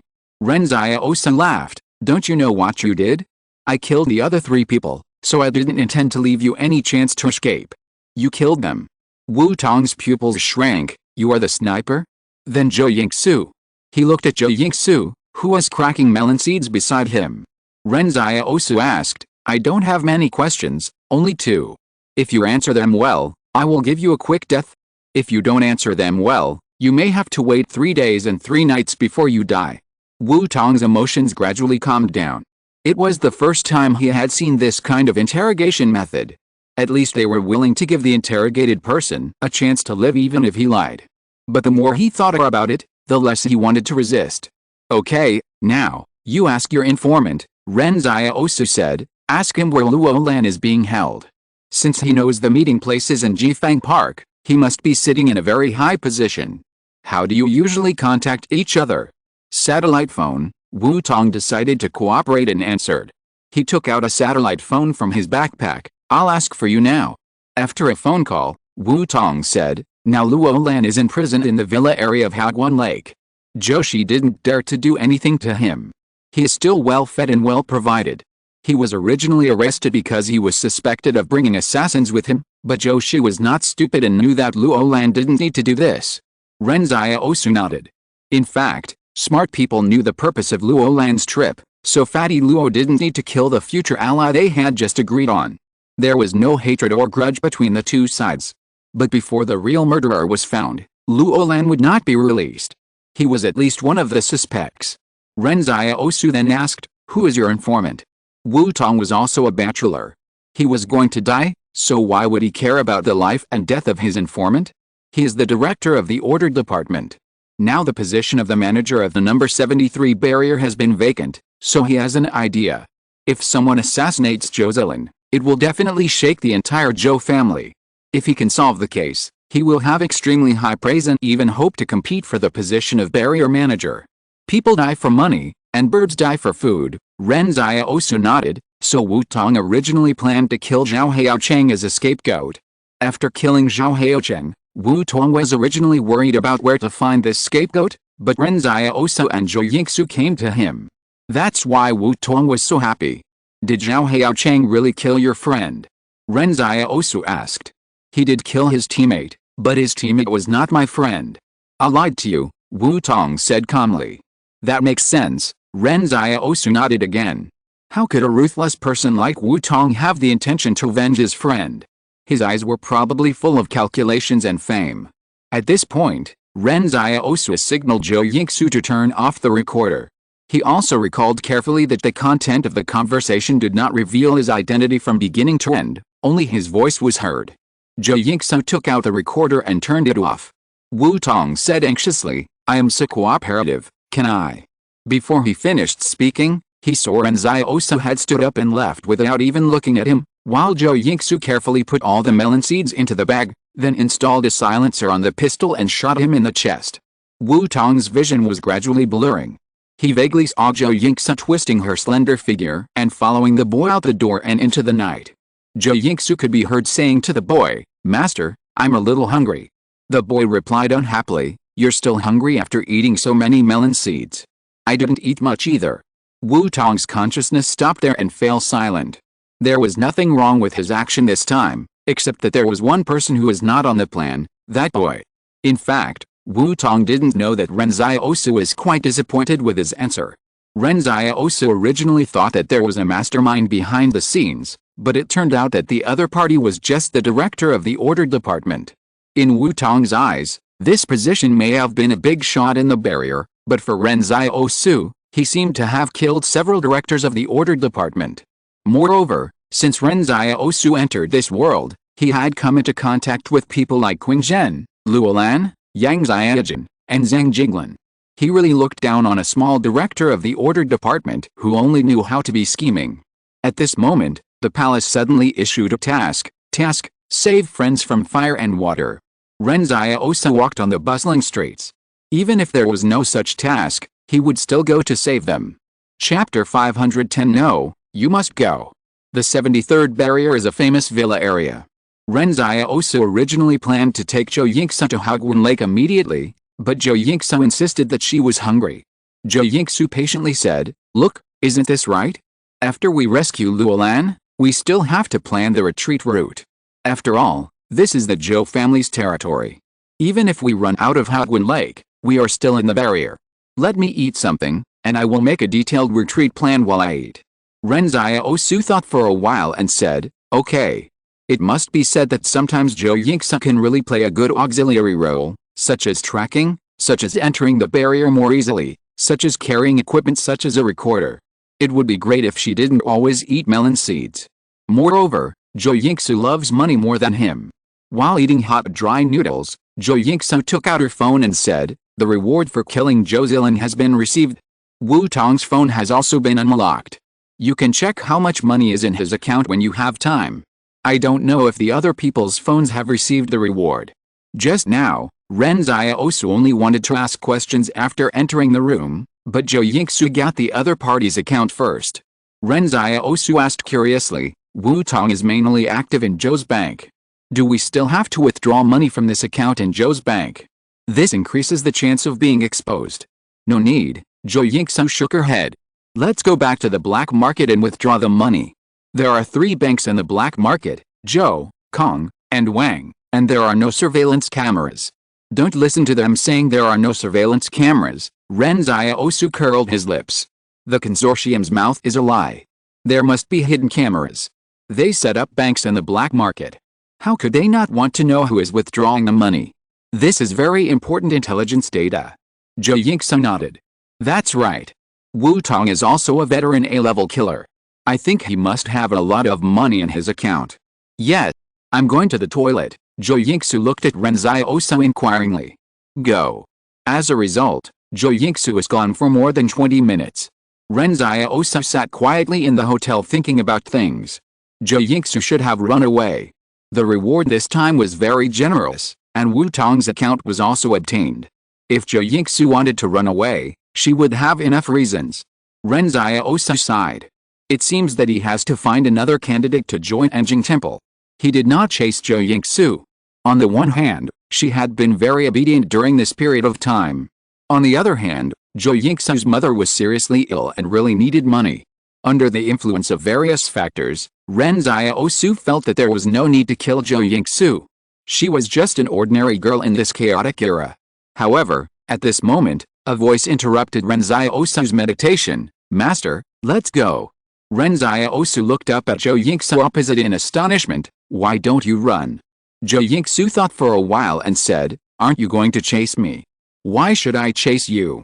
Ren Xiaosu stood up with a smile, but I'm curious, this money is enough to tempt you, why don't you run? Zhou Yingsu thought for a while and said, I also thought about running away, but in this world, I can't live well by myself, so since I've got a thigh, I have to hold it tight.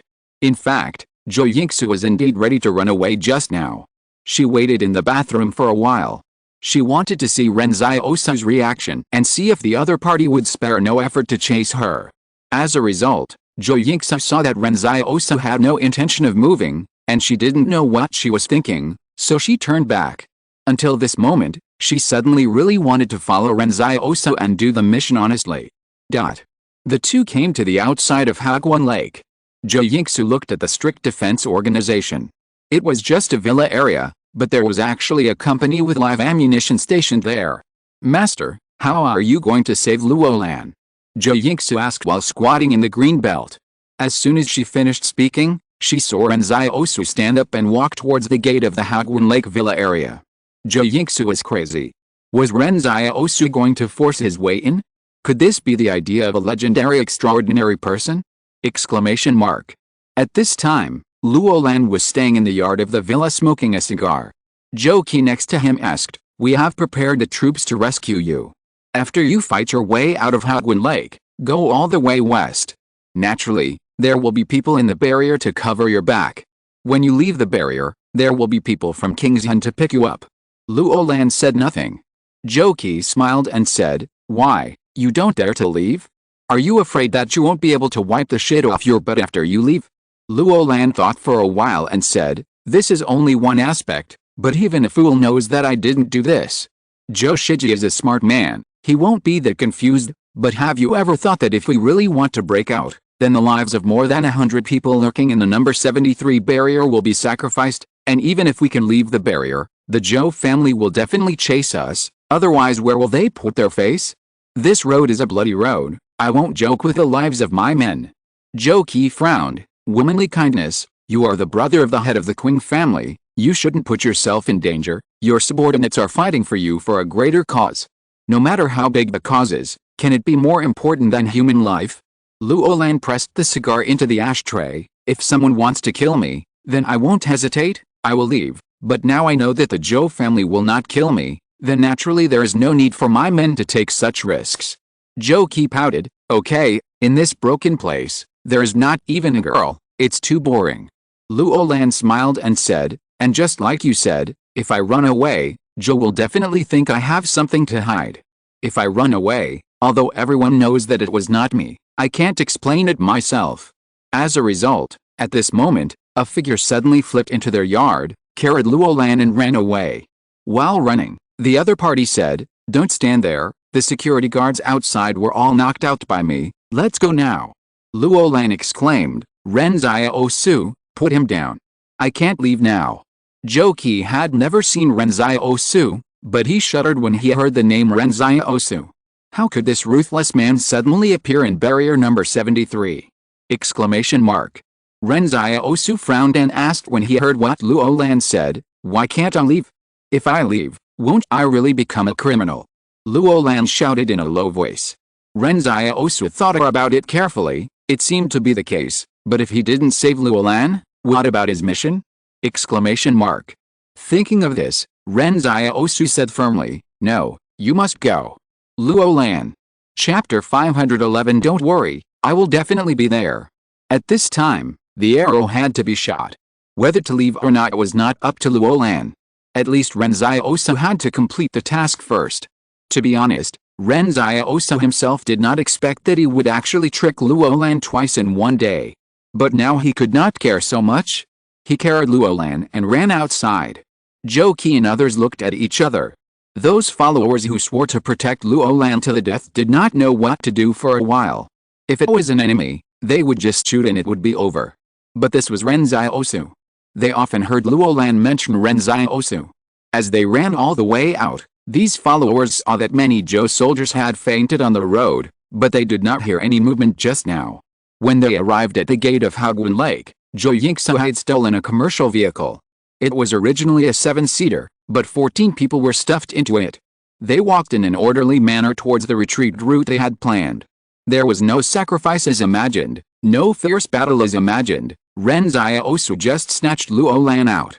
Of course, this was also because Zhou Shiji didn't have strong supervision power, and he felt that Luo Lan didn't need to run. Luo Lan, who was sitting in the back row, said with a toothache, "Xiaosu, what's going on? Why are you at Barrier 73? Oh, I was just passing by," Ren Xiaosu said nonchalantly. Luo Lan was a bold and careful man. He suddenly felt something was wrong. "How did you know I was under house arrest?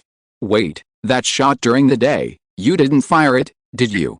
How is that possible?" Ren Xiaosu said embarrassedly, "How could I do such a thing to betray my friends?" Luo Lan was skeptical. "Really?"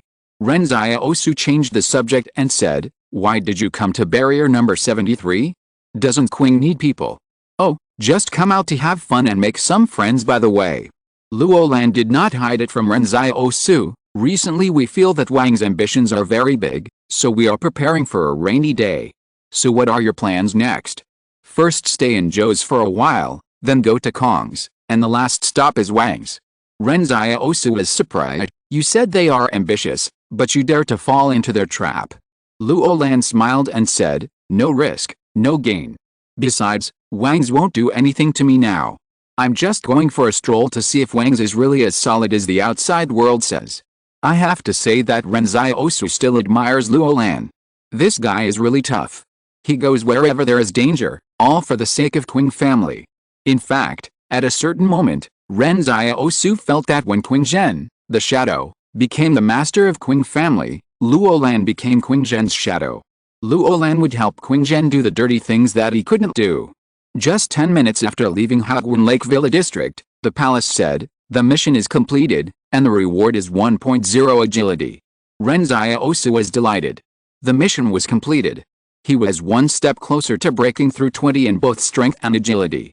I don't know what ability the palace will give him when both are 20. Now, Ren Xiaosu's strength is 13.5 and his agility is 13.1. "Stop," Ren Xiaosu said.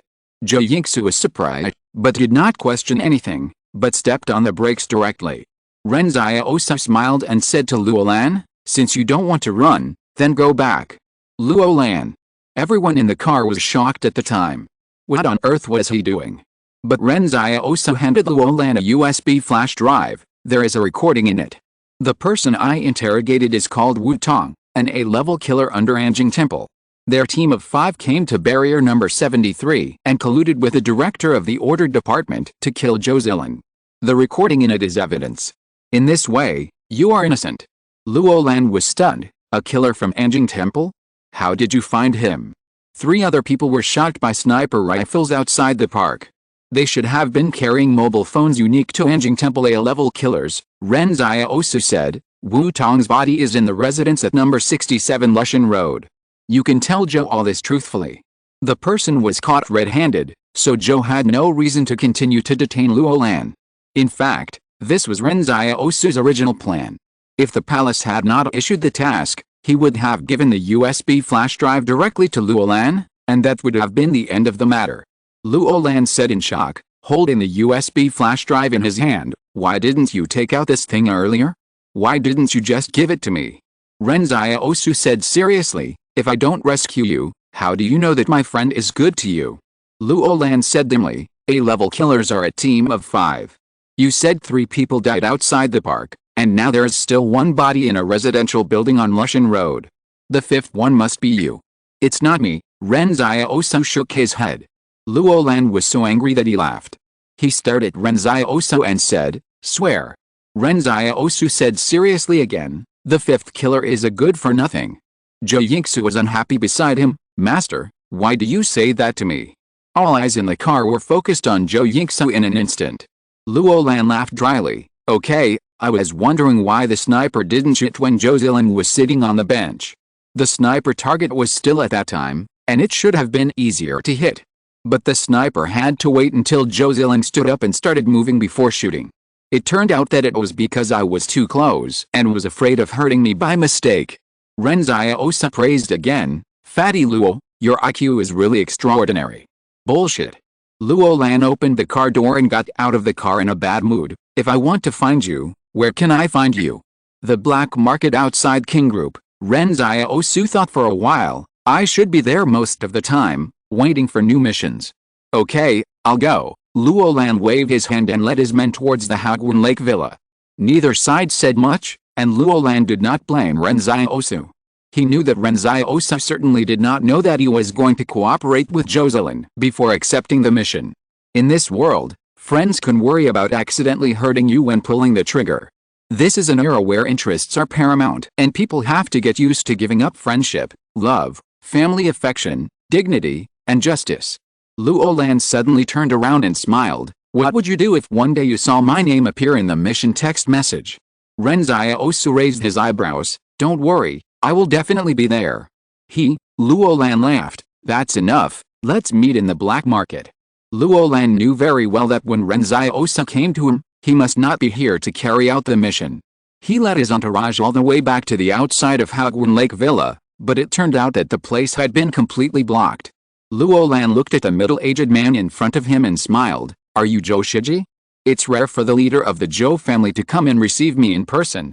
If I say that I just went out for a walk, I wonder if you believe it. Please give me a monthly ticket. Please give me a monthly ticket. Chapter 512 Luo Lan's new friend. Luo Lan stood in front of the villa door and looked at the middle-aged man at the door. The other party was wearing a neat suit, and the tie was tightly stuck on his chest by a golden tie clip. He had seen him before, but only in photos. Zhou Shiji looked at Luo Lan calmly. Just going out for a walk, you don't have to knock out a company of my soldiers, right? Haha, it's all a misunderstanding, it's all a misunderstanding, Luo Lan laughed. At this time, Luo Lan realized that Ren Xiaosu actually intended to let him come back. Otherwise, with Ren Xiaosu's decisive character, he would definitely not knock out the soldiers, but cut their necks. But if these soldiers were killed, there would be no room for Luo Lan and Zhou Shiji didn't seem to intend to investigate the matter of the soldiers being knocked out. Hagwon Lake Villa District is more important, so there are surveillance cameras. Someone has just retrieved the surveillance video, and it turns out that even the surveillance video can't clearly capture the other party's figure. What Luo Lan didn't know was that Zhou Shiji's official residence was also in the Hagwon Lake Villa District, a very simple residence. Just now, Zhou Shiji didn't hear any movement. It was not until someone told him that Luo Lan had escaped that he knew such a big thing had happened in the Hagwon Lake Villa District. What would happen if this person came to assassinate Zhou Shiji? However, Zhou Shiji felt that this was not the most important thing. He looked at Luo Lan. Did you kill Jocelyn? Of course not. Luo Lan was now refreshed. I have a USB flash drive here. The recording in it is evidence of the director of the order department colluding with the killer of Anjing Temple. The body of the murderer has also been found. Zhou Shiji took the USB flash drive but didn't say anything for a long time. He pondered for a long time before saying, Boss Luo is really worthy of his reputation. He has such a great influence in my 73rd barrier. The murderer that we couldn't find was found by you. This is obviously not a compliment. Zhou Shiji suspected that Qing had planted a large number of spies in Zhou. I really don't have that.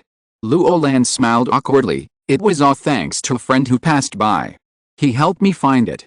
Then what did Mr. Luo want to do by coming to my Zhou's? Zhou Shiji asked without comment. To make friends. Luo Lan said with a smile. Of course I want to make friends. Then why didn't you come to me, but to Jocelyn instead? Is it that I, Zhou Shiji, am not worthy of being a friend? Zhou Shiji asked. Luo Lan was embarrassed again. What's wrong with Zhou Shiji? Does he have to talk about the end of the road every time? No.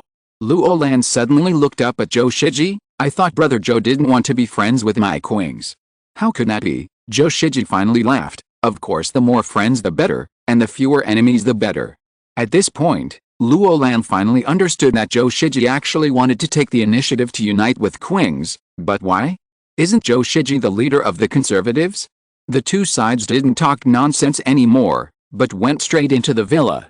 It was not until an hour later that Luo Lan really understood that although Zhou Shiji, the conservative leader, did not like to initiate wars, he wanted to protect himself and was willing to face wars to protect his own consortium. This was not a conflict. and the other party was also most worried about the Wang family. When both sides had a common imaginary enemy, the conversation would go much more smoothly.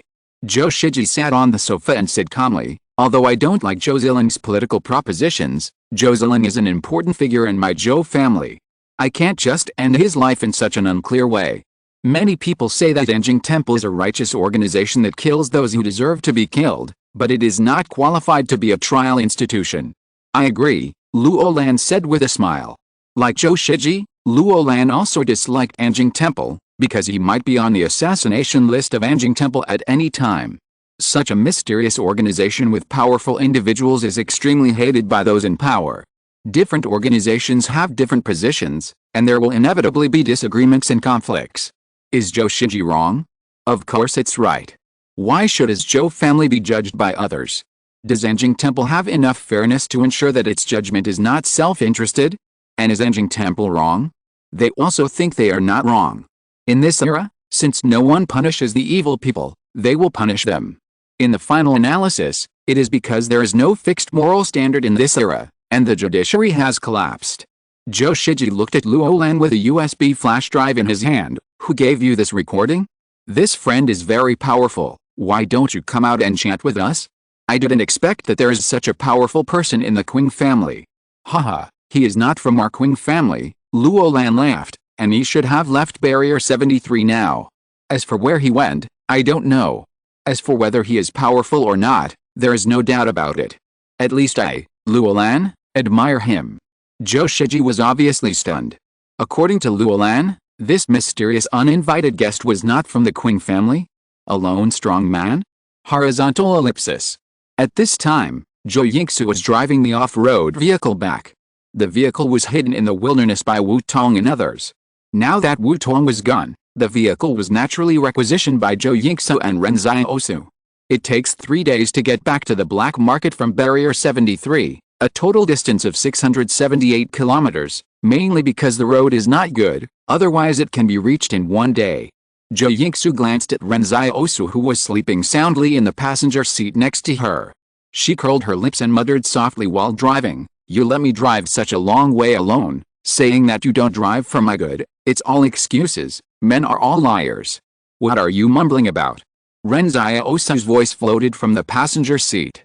"Ah," Zhou Yingsu was startled, "didn't the master snore just now? Was he pretending to sleep?" Exclamation mark. She quickly explained, "I didn't say anything, I just complained that the road was a bit bad." Ren Xiaosu, who was lying flat on the passenger seat, looked as comfortable as he could be. He suddenly asked, "Is your extraordinary ability limited to making those 3 seeds? Why is it so weak?" Zhou Yingsu was unhappy. "Master, they say you shouldn't hit someone in the face. It's too much for you to say I'm weak in front of him. Okay, you've been driving for quite a while, find a place to stop and rest," Ren Xiaosu said. "It's just right, let me see your ability." In the past, Ren Xiaosu didn't plan to team up with Zhou Yingsu for too long, so he didn't care about the other party's abilities at all. But now that he has decided to team up to send Zhou Yingsu to Anjing Temple, he has to get to know her better. Besides, he has some other plans. If you're listening to this novel on a channel other than Fanfic World, it means they downloaded and uploaded it without effort. We cordially invite you to visit our channel, Mundo Fanfic Novelis. There you'll find the original version of this story, and you can explore many other novels of various genres. We're waiting for you to immerse yourself in a world of incredible novels. Chapter 513, Zhou Yingsu's Advanced Ability. Ren Xiaosu thought about it carefully. From the time when the gods rose to the present, Zhou Yingsu was indeed the first plant-type extraordinary person he had seen. She was also quite rare. But even if she was a plant-type person, she shouldn't be so weak. Among the 3 seeds that could be produced, only one could be used for combat. And Ren Xiaosu was thinking, since Zhou Yingsu could control plants, was it possible to further develop this extraordinary ability? You know, all extraordinary people have room for improvement. After the 2 got off the car, in the woods beside the road, Ren Xiaosu said, "Tell me first, how did you awaken your ability in the past?" Zhou Yingsu said, "I was shot once when I was on a secret arrest mission. After waking up from a coma, I found that I could condense a seed out of thin air." As she spoke, Zhou Yingsu stretched out her right hand, and saw that there was a green light spinning on the tip of her index finger. which eventually condensed into a seed. Ren Xiaosu is stunned for a moment. That's okay. Is your awakening so easy? Zhou Yingsu is surprised. No one said that it must be difficult for extraordinary people to awaken, so some people say that extraordinary people are the chosen ones, and they only need a certain opportunity to awaken. Okay, Ren Xiaosu really didn't ask how other people awakened. He just felt that his awakening process was difficult, and the awakening process might only take a moment, but the problem was that before he awakened, he would fall into coma every night. It was precisely because of this that the refugees in the market town said that he had a brain problem. Ren Xiaosu asked curiously, "Can you communicate with other plants? Have you tried it?" Zhou Yingsu is surprised again. Plants don't have thoughts, how can you communicate with them? Ren Xiaosu frowned. His potato shooter didn't actively attack Zhou Yingsu before, which actually showed that Zhou Ying had the ability to be plant-friendly. Then what about controlling other plants? He said seriously, "Sit here and close your eyes, and feel the plants around you." Zhou Yingsu sat cross-legged on the ground and closed her eyes. Less than a minute later, Ren Xiaosu heard Zhou Yingsu's stomach rumble. Zhou Yingsu opened her eyes aggrievedly and looked at Ren Xiaosu. "Master, I'm hungry." Ren Xiaosu's face turned black at that time. "Close your eyes and feel it.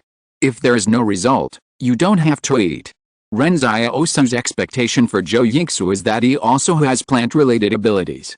After he learned that the other party's ability was plant-related, he kept thinking, can Zhou Yingsu strengthen his seeds? You know, the potato shooter is actually quite useless in combat. At most, it can only be used as a guard, and it can't defend against extraordinary people. I can't really treat the potato shooter as a food-related ability. The potato shooter has no dignity. Of course, if other extraordinary people knew about his ability, they would probably be more upset than him. Everyone basically has the same ability. You have so many abilities, so what if one doesn't work well? As a result, at this moment, Ren Xiaosu saw Zhou Yingsu suddenly open her eyes, and her index fingertips condensed a ball of green light again, and then gently poured it into jujube tree. The whole tree suddenly sprouted new buds, and the jujubes that were originally green on the tree became plump and red. Not only that, the branches were slowly lowering down, as if they were actively handing the jujubes to Zhou Yingsu. Ren Xiaosu asked curiously, "New ability?" "Yes." Zhou Yingsu happily took a bite of the date. "So sweet. Is this the time to eat dates?" Ren Xiaosu said unhappily, "What ability do you have? I used to think that plants have no thoughts and there is no way to establish contact with humans, so I never tried it at all." Zhou Yingsu thought for a while and said, "After your reminder, I found that they have a sense of intimacy, and they like and yearn for the green light in my hand. After the green light is infused into the plants, they can be used by me, become stronger, and even slightly change their shape." Ren Xiaosu suddenly took out a seed and handed it to Zhou Yingsu. "Infuse it again, and then plant it yourself." The next moment, Zhou Yingsu repeated the trick and buried the potato shooter seed in the soil. In just a blink of an eye, a tender sprout broke through the soil and grew into a potato shooter that didn't change much. Ren Xiaosu was surprised that he could still control the potato shooter and was not deprived of control as Zhou Yingsu said. He looked at Zhou Yingsu. "Can you control it?" "Yes." Zhou Yingsu looked at the potato shooter curiously. "What is this?" "There seems to be a lot of fruits hidden underground, and it can spit out very quickly." When Ren Xiaosu began to control the potato shooter, he asked again, "Can you do it now?" Zhou Yingsu shook her head. "No." She looked at Ren Xiaosu in surprise. "Is this Ren Xiaosu's ability?" "But that's not right. Ren Xiaosu's ability is not this according to the intelligence. Could it be that Ren Xiaosu has two abilities?" "Of course, if you know the truth, you will probably be very upset. Ren Xiaosu has more than two abilities. Ren Xiaosu has already discovered the difference of the potato shooter. The potato shooter that Zhou Yingsu has been close to can be controlled by two people, and the most important change is that its current magazine can produce 100 potatoes every day. Is it really going to go further and further on the road of food crops?" Exclamation mark. Zhou Yingsu urged the potato shooter to spit out a potato. She suddenly looked up and said, "So you gave me so many potatoes in the market town before, just because they can produce potatoes? Ahem, isn't it a waste you if you don't eat them?" Ren Xiaosu changed the subject and said, "Okay, let's camp here today and set up the tent." Zhou Yingsu picked a large bag of dates and set up the tent while eating them. Her cheeks were bulging and she looked like a hamster. But at this moment, a convoy came from the north, but it was different from the off-road vehicles they often saw in the wilderness. The ones driven by Ren Xiaosu and his team were either green or khaki, while Luo Lan and his team were solemn black. The convoy in front of them was different. It was fancy and looked like it had been specially painted. It also had large tires. One off-road vehicle was modified to look like a sand buggy. The vehicles were getting closer and closer. Ren Xiaosu could still hear the restless music in the car. There were young men and women in the car, swaying to the rhythm of the music. After the convoy passed by Ren Xiaosu and his group, it slowly reversed back. A group of young people got off the car. Someone asked Ren Xiaosu and Zhou Yingsu, "Excuse me, does this road lead to Zhou's?" Ren Xiaosu looked up at them, and the other party was quite polite. "Yes, this road. Go south for about 300 kilometers and you will reach Zhou's." "Thank you." The young man who asked for directions was about to step on the accelerator and continue to move forward. As a result, a girl in the car suddenly exclaimed, "Look at that jujube tree, the jujubes are all red." Ren Xiaosu silently put on his hood and asked in a low voice, "What is the logo on their car?" On the colorful car body, there was a white pattern that was particularly conspicuous. It was clearly a snow mountain. Zhou Yingsu whispered, "That is the logo of King Group. These are people from King Group." It is said that the snow mountain was painted by the founder himself after he conquered the world's highest peak. Chapter 514. At least one of them is single. Ren Xiaosu watched silently as the group of young people got off the bus and walked towards them. 2 men and 2 women went straight to the jujube tree. However, some sensible people came to ask Ren Xiaosu, "Hello, can we camp next to you? We won't occupy your place. Let's go to the other side." On the other side, Zhou Yingsu said angrily, "That's my jujube tree." Someone asked in confusion, "Isn't this a jujube tree growing in the wilderness? How did it become yours?" In fact, what this person said was not wrong. It looked like there was no human habitation in the wilderness, and the jujube tree was also growing wildly. It shouldn't be claimed by Zhou Yingsu. As a result, a young man in the team signaled others to stop talking. Things in the wilderness are based on first come first served. Since someone found it first, let's not touch it. Ren Xiaosu was surprised that this group of people, who looked flashy, were actually quite polite and reasonable. He said to the person who asked him the question, "You guys can camp on your own. Just don't disturb us." Ren Xiaosu is a master of wilderness survival skills, so the camping spot he chose is the best location, ventilated, open, without poisonous insects, and close to a water source. There is a clear stream about 100 meters away, so clear that you can see the bottom of the river. Others may not be able to tell what is good about camping here, but they just feel that living here will be very comfortable and convenient. This group of young people from King Group ran to a place about 50 meters away from them and started to set up tents, talking and laughing while working. Ren Xiaosu observed their number: 5 cars, 17 people, 9 men and 8 women. At least one of them was single. He looked up at Zhou Yingsu, who was climbing up the jujube tree, and wondered, "What are you doing?" Zhou Yingsu said, "I'm picking all the dates on the tree to prevent anyone from missing them." Ren Xiaosu didn't know whether to laugh or cry.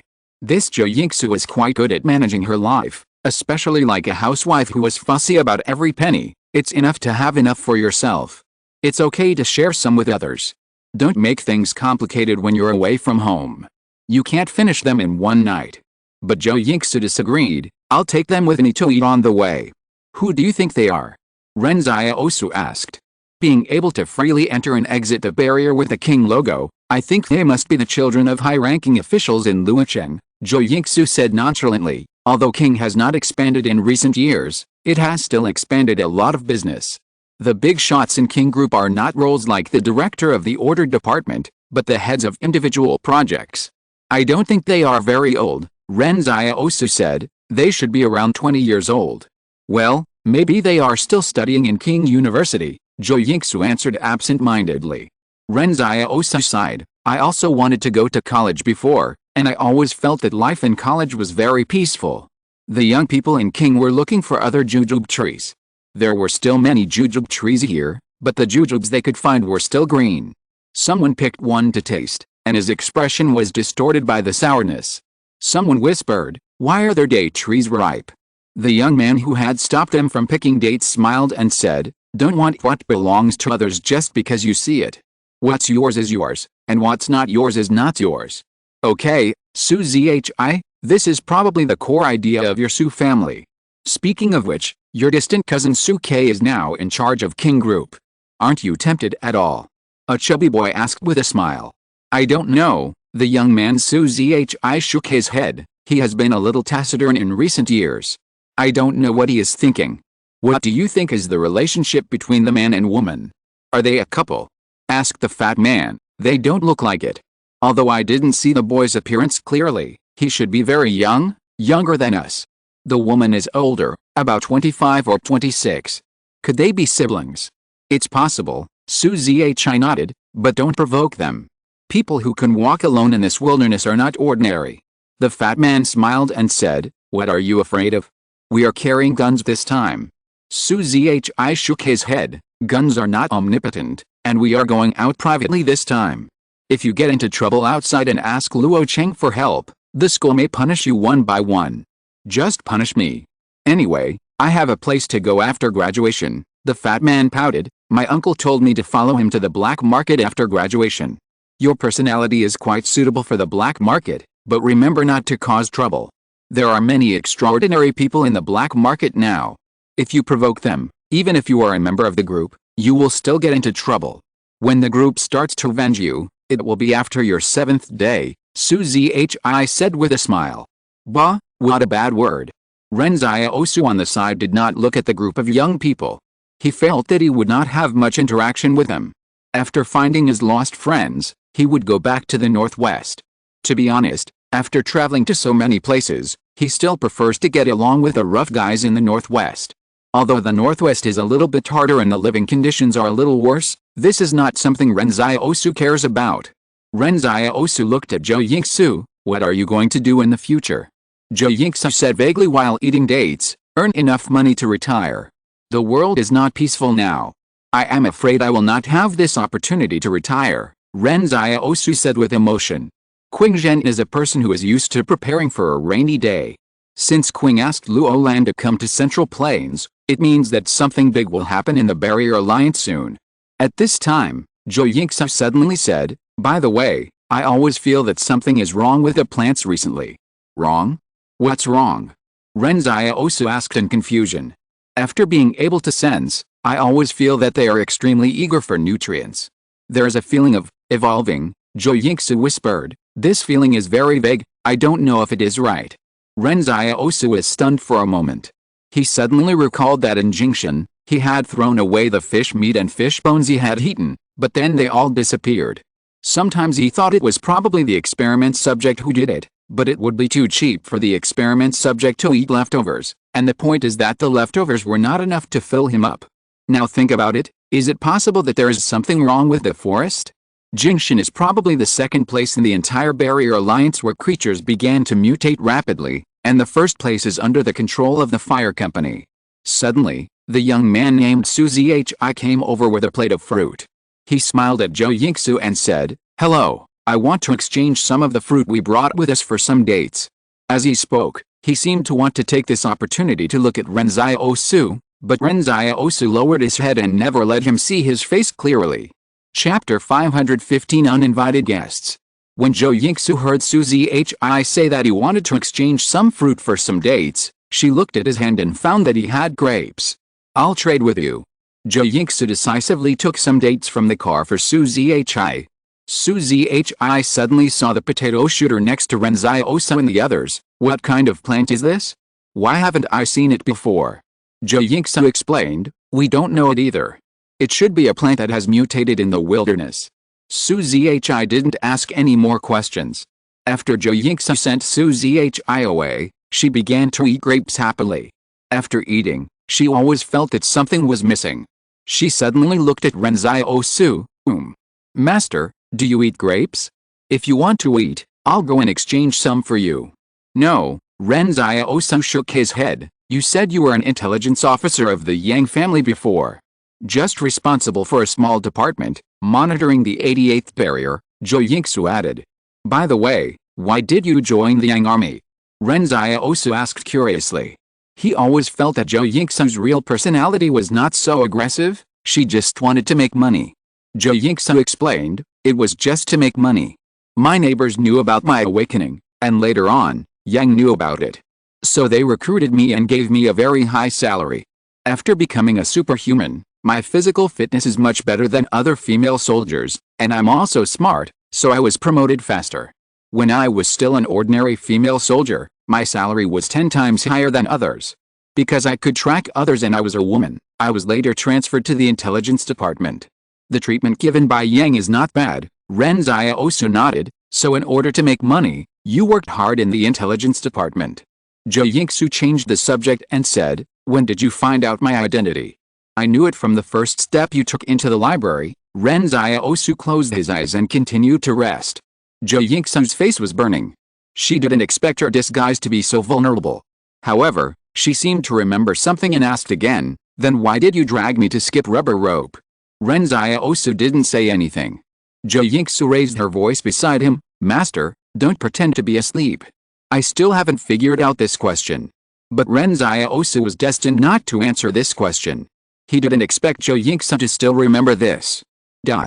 Compared with the quiet atmosphere of Ren Xiaosu and his team, the King University students next door were very lively.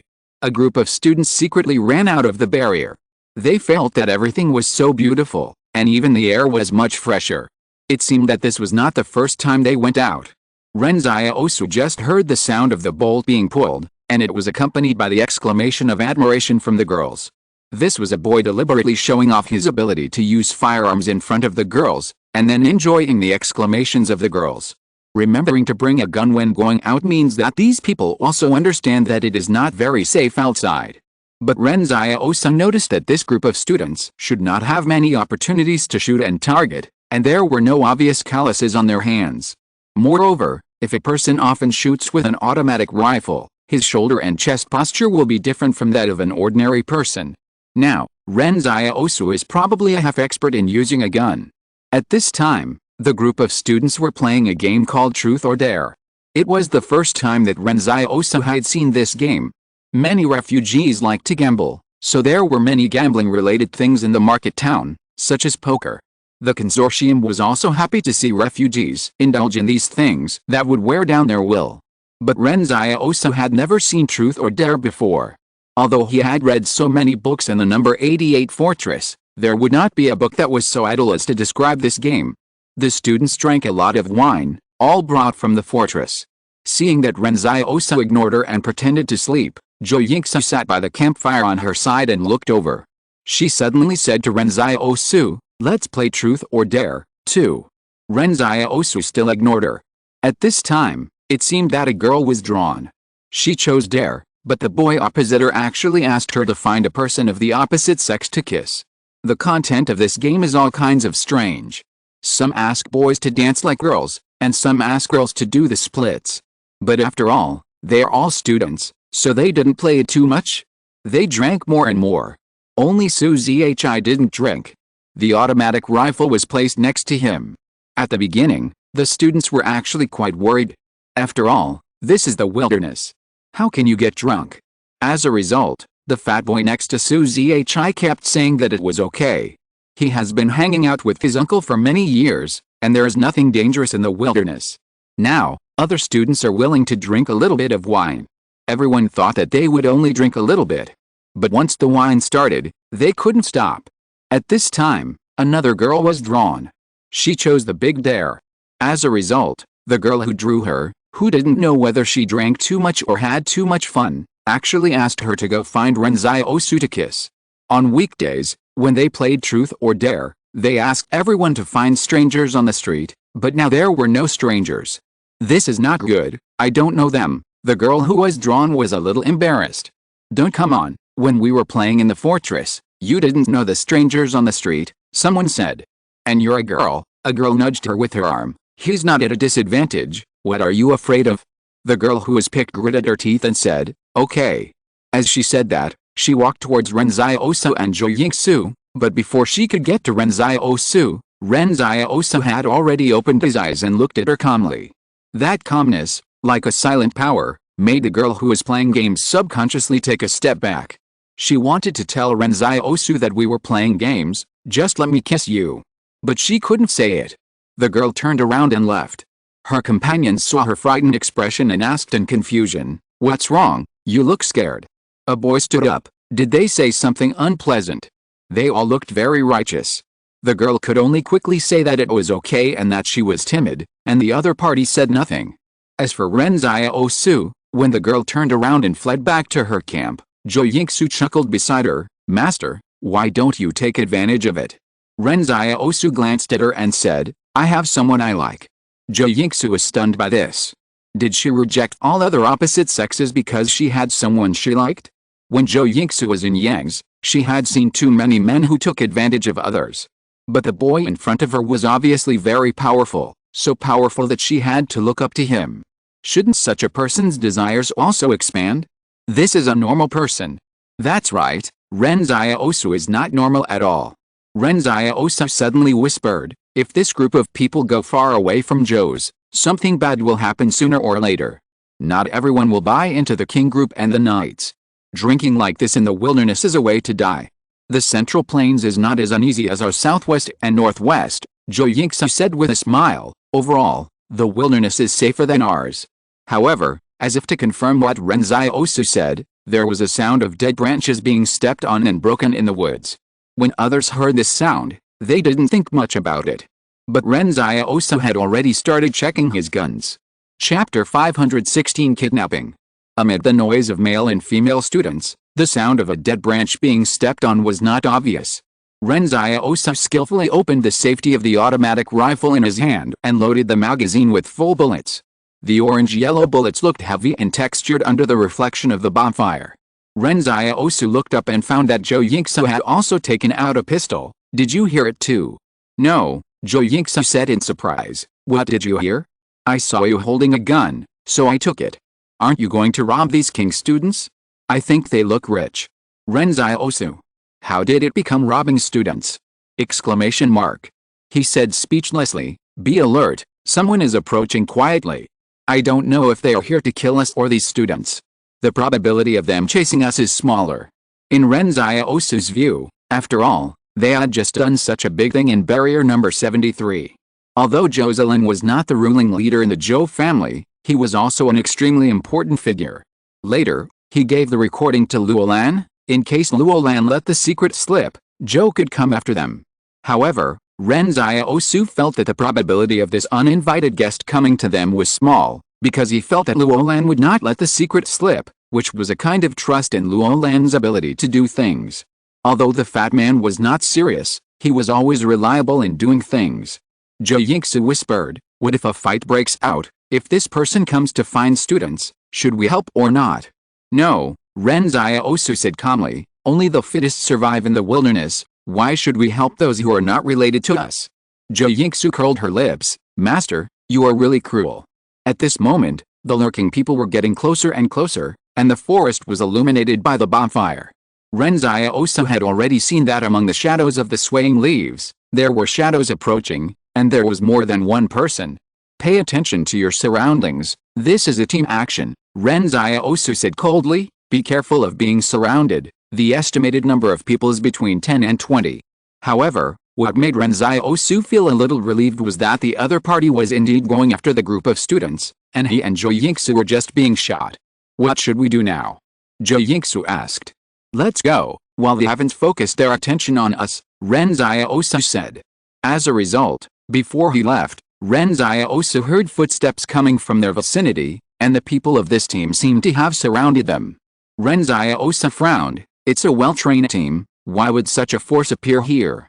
The other party was obviously not a bandit-level petty thief who acted on impulse, but a premeditated ambush. At this time, the team closest to the students had slowly walked out of the woods, in a fan-shaped formation, obviously not taking the group of students seriously, and it seemed that they were going to catch them all in one fell swoop. However, the other party did not shoot, and Su Zhi was the first student to discover the enemy because he had been awake. But before he could pick up the gun, he found himself being aimed at by several black muzzles, unable to move. Someone slowly walked up to him with a gun and kicked the gun beside him away, and the other students were immediately scared out of their wits. They hadn't realized what was going on.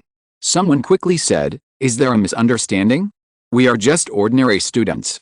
All the uninvited guests were wearing combat boots, IOTV bulletproof vests, and bulletproof helmets. Their guns were also relatively expensive M16A2, with an effective range of 900 meters. The helmets also had night vision goggles and walkie-talkies.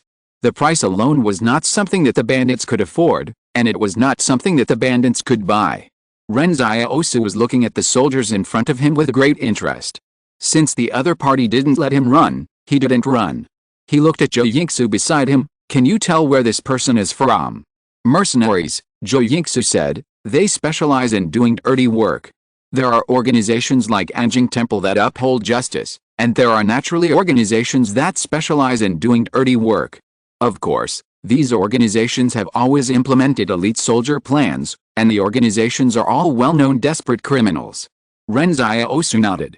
He really learned a lot after coming to Zhangjian. He secretly counted the number of people, 15 people, not even the number of a combat team, but the other party cooperated very closely. At this time, the leader of this group of mercenaries looked at Su Zhi, then handed him a satellite phone and said, "Call your father, 10 million ransom, cash, we want it in 7 days." At this time, all the students understood that this was not a misunderstanding. The other party came prepared. They were professional kidnappers. The boys who had said that they had guns and showed off to the girls before did not dare to speak. In fact, some of them had pistols hidden on them, but they didn't even have the courage to draw their guns. However, Ren Xiaosu thought this was normal. After all, the other party brought more guns than them. Some people subconsciously looked over at Ren Xiaosu and his group, only to find that they were also pointed at by 6 people with guns, and they immediately despaired. Su Zhi said calmly, "Cash? Do you dare to go and get it?" "Don't worry about how to get it," the mercenary said. "We came here with such a large force, it would be unreasonable not to make some money and go back. If we give it to you, will you let us go back?" Su Zhi asked. "Of course, we are very trustworthy," the mercenary smiled. "Aren't you afraid of being hunted down by the knights?" Su Zhi asked again. "The knights are not working for your Su family," the mercenary sneered. As soon as these words came out, Ren Xiaosu was a little surprised. Aren't the Knights organization and King group the same thing? It seems that this mercenary group knows more about the inside story. Su Zhi thought for a moment and said, "You guys are able to follow us here, and the time is so accurate. Can I ask who leaked the news? If you tell me, I will call my father immediately. You see, I am in your hands, and I only have such a small request." The mercenary was happy. He pointed to the fat man next to Su Zhi and said, "Your good friend, we promised him to give him 2 million after the matter is completed." Su Zhi looked at the fat man next to him and shook his head. "You are trying to get the skin of a tiger." All the students looked at the fat man, and everyone looked a little unbelievable. They didn't expect that there was a traitor among them. You know, they are all classmates. At this time, they recalled that it was this fat man who asked everyone to drink. It turned out that it was premeditated. The fat man said in panic, "My uncle asked me to do this, not me." The mercenary laughed and said, "Isn't the money what you want? Your uncle doesn't want this." Ren Xiaosu shook his head. It seems that after many years of changes in the King group, it is no longer a monolithic entity. Of course, he couldn't judge what the situation was inside. However, it seems that the other party has no intention of leaving anyone alive, because after taking control of the situation, they became too unscrupulous. Chapter 517 Master, it's time to call it a day. The mercenaries looked at the students around the campfire with eager eyes. The leader said on the intercom, "What's the situation over there? What are the identities of that man and woman?" "Their identities are unknown and there are no identification tags. We are preparing to search them to see if they are carrying any weapons. Be careful, don't make any mistakes. People who can walk alone in the wilderness are not simple. Then should we deal with them directly?" The leader of the mercenaries thought for a while and said, "Interrogate them first to see what they are doing." After that, he added in a low voice, "If they don't have any identities, just kill them directly." Su Zhi looked at the mercenaries and said calmly, "If I let my father give you double the price, can you help me kill the traitor next to me and his uncle?" The mercenary laughed, "And then don't hold us accountable afterwards?" "That's fine too. Then let me make a call," Su Zhi said. "I'll call now." The mercenary handed Su Zhi a satellite phone. Su Zhi took a look at the service provider of the satellite phone, then sneered, "It's actually the satellite phone sold by my King Group." Su Zhi no longer hesitated and called his father. But to everyone's surprise, what Su Zhi said was completely different from the attitude he had just expressed. Su Zhi said, "Dad, I've been kidnapped. The masterminds are Wang Bajin and his uncle Wang Bigjin. Don't save me. They are ready to kill me. Dad, take care of yourself." After that, Su Zhi hung up the phone. The mercenary leader clapped his hands and praised, "I've always heard that the people in King Group are tough. Today I finally saw it. They even performed a drama of fatherly love and filial piety. But it doesn't matter. As long as you are still alive, your father will be happy to pay the ransom. Poor parents in the world, as long as there is a 1 in 10,000th hope, they will give everything for you." Su Zhi pursed his lips and stopped talking. However, at this moment, a low cry of pain came from the mercenaries' communication channel. The mercenary leader suddenly looked up in the direction of Ren Xiaosu and the others, but the bonfire there had gone out. Next to the embers of the bonfire, all his teammates fell to the ground. It seemed that just when Su Zhi was calling to attract attention, the man and woman suddenly attacked, and in an instant, their teammates couldn't even shout for help. "Who is this person?" Question mark. A mercenary raised his gun and tried to slowly approach, but the mercenary leader shouted, "Don't go over. Don't disperse." A chill rose in the heart of the mercenary leader. Such a strong individual combat ability must be a supernatural person. At this time, there were only 9 people left. If they dispersed again, it would only give the other side more opportunities. "Take Su Zhi, kill everyone else, and retreat with me," the mercenary leader whispered. As soon as the voice fell, a gunshot rang out in the woods, and a bloody hole appeared on the chest of the mercenary leader. A mercenary shouted in panic, "It's a sniper. There is a sniper in the woods." While talking, 4 more people in the mercenary team were sniped and killed. The strange bullets from nowhere were like the sigh of the god of death. At this time, Ren Xiaosu also discovered another advantage of the black gun, which is that it will not emit any fire in the dark night. You have to know that the reason why the sniper exposed his position was largely due to the burst of gunpowder, and the light was extremely conspicuous. Therefore, a sniper rifle that does not require manual reloading and can conceal the gunfire is indeed a powerful weapon for shooting from behind. A mercenary shouted, "Don't shoot anymore, I will kill these students if you shoot again." But a female voice laughed and said, "Kill them, anyway, we don't know each other." Just when they wanted to leave, vines suddenly grew out of the ground and pulled the 5 mercenaries tightly. Not only that, the vines grew silently and slowly tied up the struggling mercenaries, and then the vines strangled their necks. A mercenary drew out a dagger and tried to cut off the vines, but another vine grabbed his hand. The toughness of this vine was even tougher than he had imagined. Ren Xiaosu muttered that he had underestimated Zhou Yingxia before. The killing ability of this vine was not weak. Although it was a bit difficult to deal with extraordinary people, it was still very powerful against ordinary people. After all the mercenaries were tied up, Zhou Yingxia slowly walked out of the shadows of the woods. She smiled and looked at the 5 mercenaries. "Do you still want to kill me?" Su Zhi stared at Zhou Yingxia blankly. Under the reflection of the bonfire, Zhou Yingxia was as charming as an elf walking out of the woods. Although the other party had just killed someone, the more violent the means, the more the beautiful temperament behind it was like poison that made men unable to extricate themselves. But Zhou Yingxia suddenly turned her head and looked at Su Zhi and smiled. "Okay, they want to kill you, but I saved you. They want 10 million, and I want 2 million. Is it too much?" Su Zhi, who was calm just now, suddenly panicked. "Not too much, not too much?" "Then call your father and transfer the money to my account," Zhou Yingxia said with a smile. At this time, Su Zhi quickly picked up the satellite phone on the ground and dialed, "Dad, I was rescued, and the identity of the rescuer is unknown. They killed all 15 robbers and want a reward of 2 million. Someone seemed to say something on the phone. Su Zhi looked up at Zhou Yingxia. "Your account number?" "Wang's Bank, bearer account 1,377,799. Zhou Yingxia smiled even more happily. "Although there is no way to check whether the account has been credited, I believe that King Group will definitely not cheat such a small amount of money." "Definitely not," Su Zhi said firmly. "Excuse me, young lady. Forget about inquiring about his identity, we will not have any intersection. Jo Yingsu said with a smile. She glanced at the fat man who was still alive next to her and smiled. Do you want me to help you kill him too? 500,000 for this man. Forget it, he is not worth that much. 250,000. Su Zhi said softly. Thank you, young lady, but I have my own arrangements for this person. Okay, Jo Yingsu felt sorry for missing a business deal. After she confirmed that the 5 mercenaries were strangled to death, she turned around and shouted to the woods, Master, it's time to call it a day. After that, Jo Yingsu ran straight into the woods again, twisting her body and disappearing into the darkness.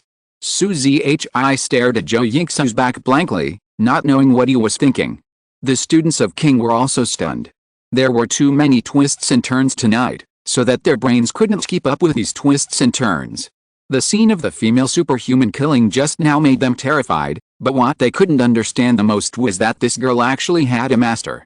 So, the master mentioned by this female superhuman was the silent boy before? Exclamation mark. Recommend this book. I seem to be a hard controller. Introduction. Lu Washeng used to be a puppet master.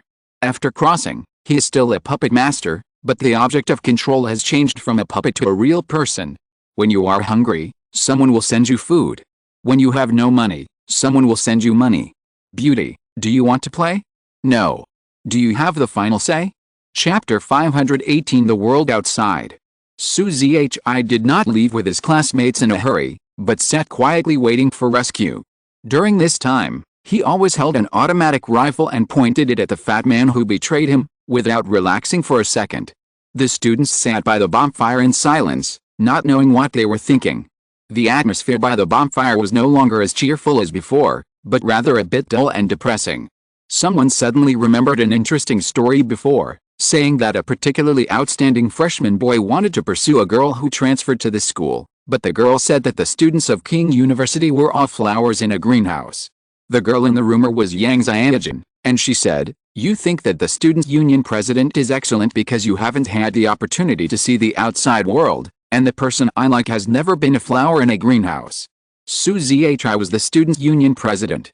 Su Zhi himself was excellent, and he was a member of the Su family, so Su Zhi has always been the most dazzling student in the school since he was a child.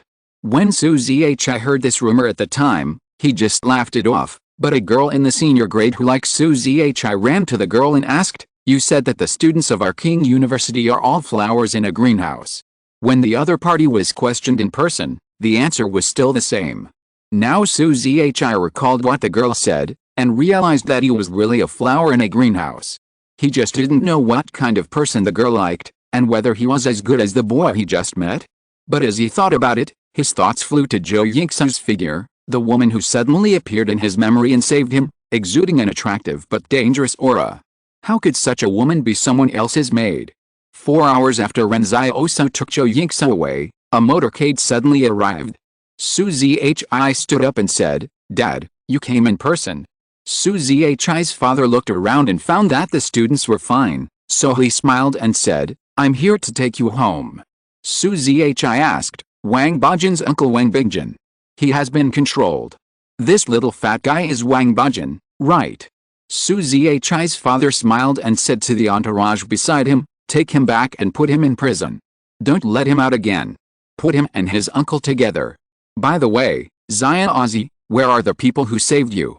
Su Zhi looked at the direction where Jo Yingsu and the others left, feeling a little lost. They left after killing the robbers.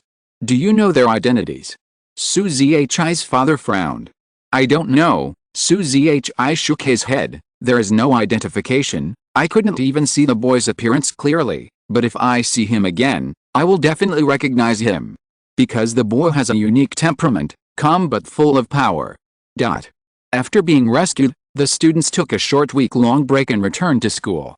At this time, the news that the student union president Su Zhi was almost kidnapped in the wilderness had already spread.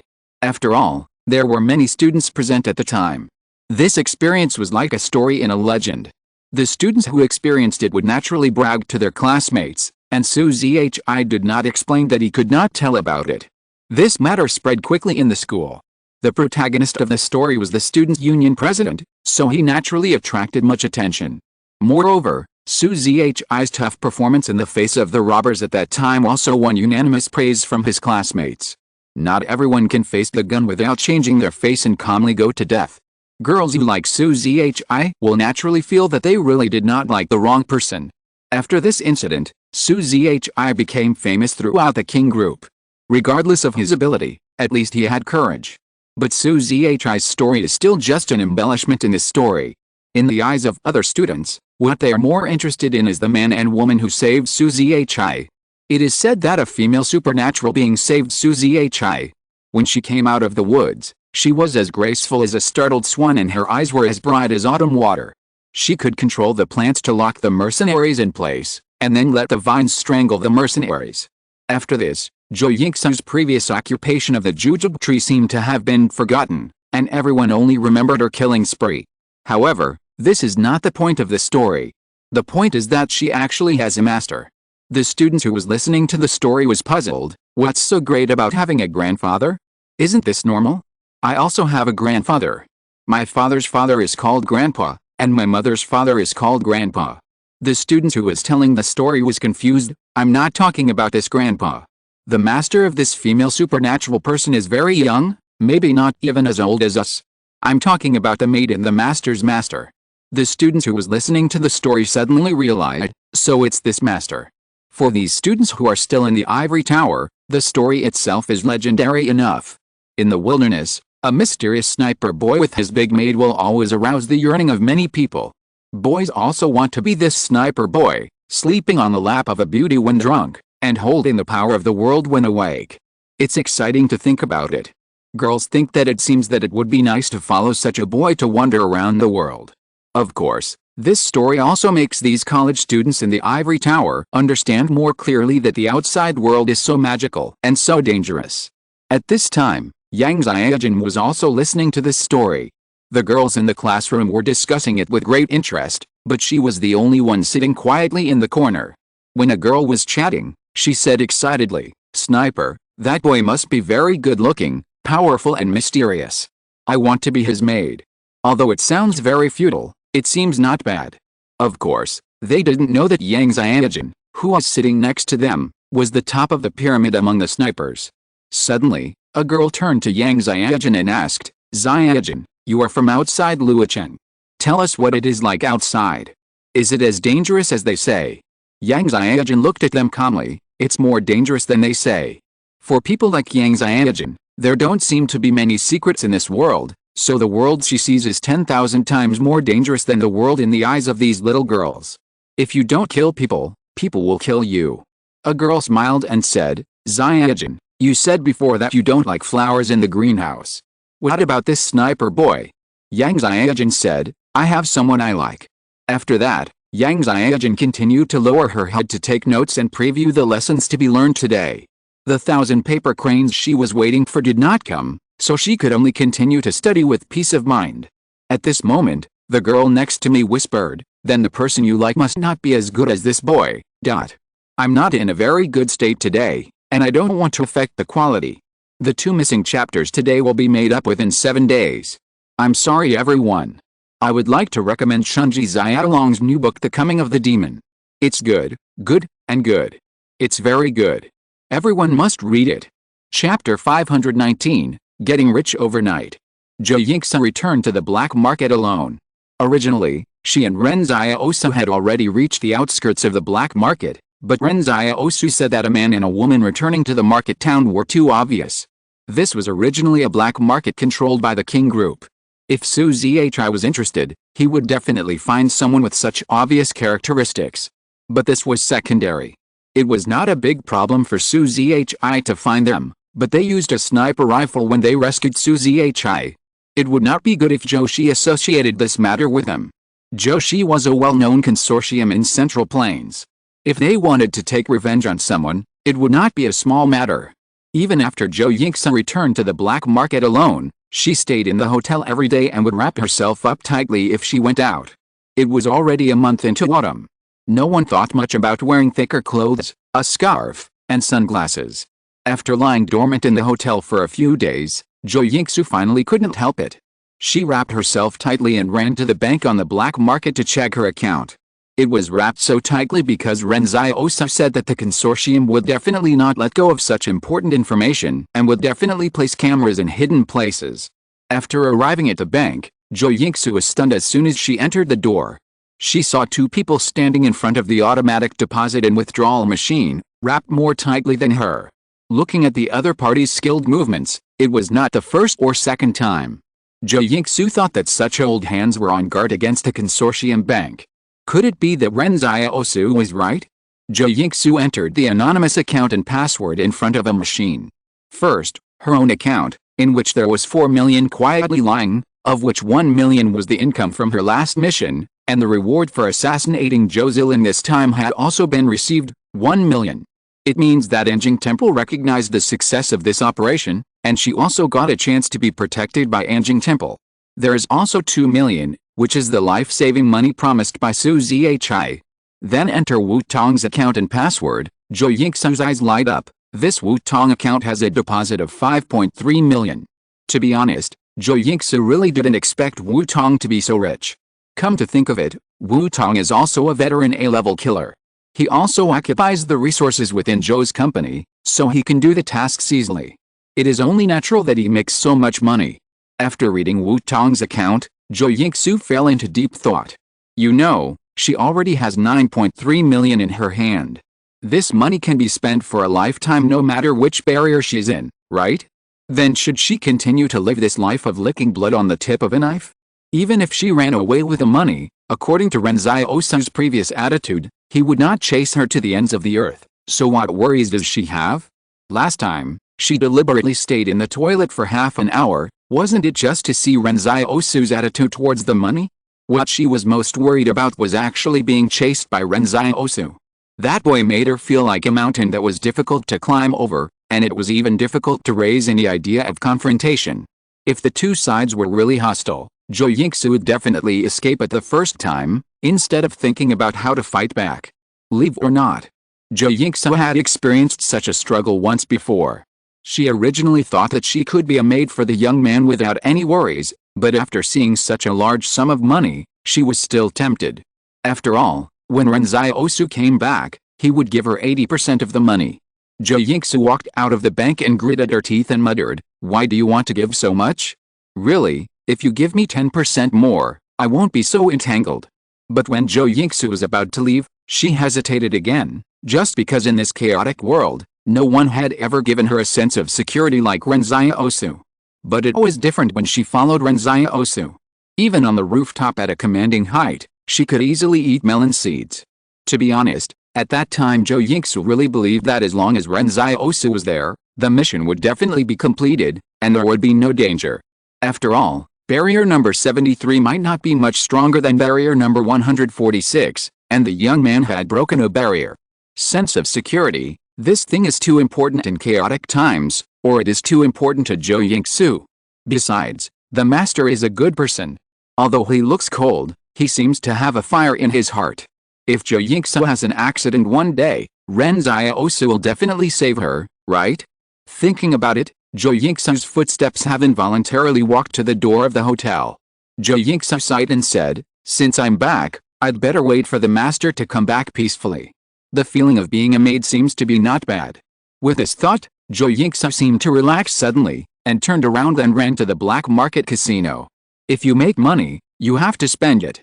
However, after Jo Yingsu entered the casino, she only exchanged chips for 500 yuan, and then held 5 small chips in her hand and looked at them for a long time, but she didn't really sit down to play. Not for anything else, but she felt a little sorry for the money. What if she lost? In the end, Jo Yingsu actually returned the chips and exchanged them for money, and went out directly to the hotel to take a bath in the bathtub. The casino staff rolled their eyes at her exchanging chips back and forth. Just after Jo Yingsu left, Vanilla from Anjing Temple stood at the entrance of the casino and smiled into the miniature headset in her ear. "He doesn't look like a traitor. I think there's nothing wrong with the mission at Barrier 73, and Joe also claimed that they killed 4 people. Everything is right." Then a voice rang out in the headset, "I still feel that there's something wrong with this A-level killer. After all her teammates died in 2 missions. Then wait until the next opportunity to observe. I'm going to perform other missions now," Vanilla said. At this time, Vanilla was wearing a black suit and tie. He looked like an ordinary handsome boy, and even a bit like the top gigolo in a gigolo shop, the kind that the special ants like. By the way, Vanilla suddenly asked, where's the D-level killer who was always making trouble at Barrier 61? No, he has been promoted to C-level, right? Someone in the headset said, that person seems to have disappeared. Is it possible that he used someone else's phone to do the mission?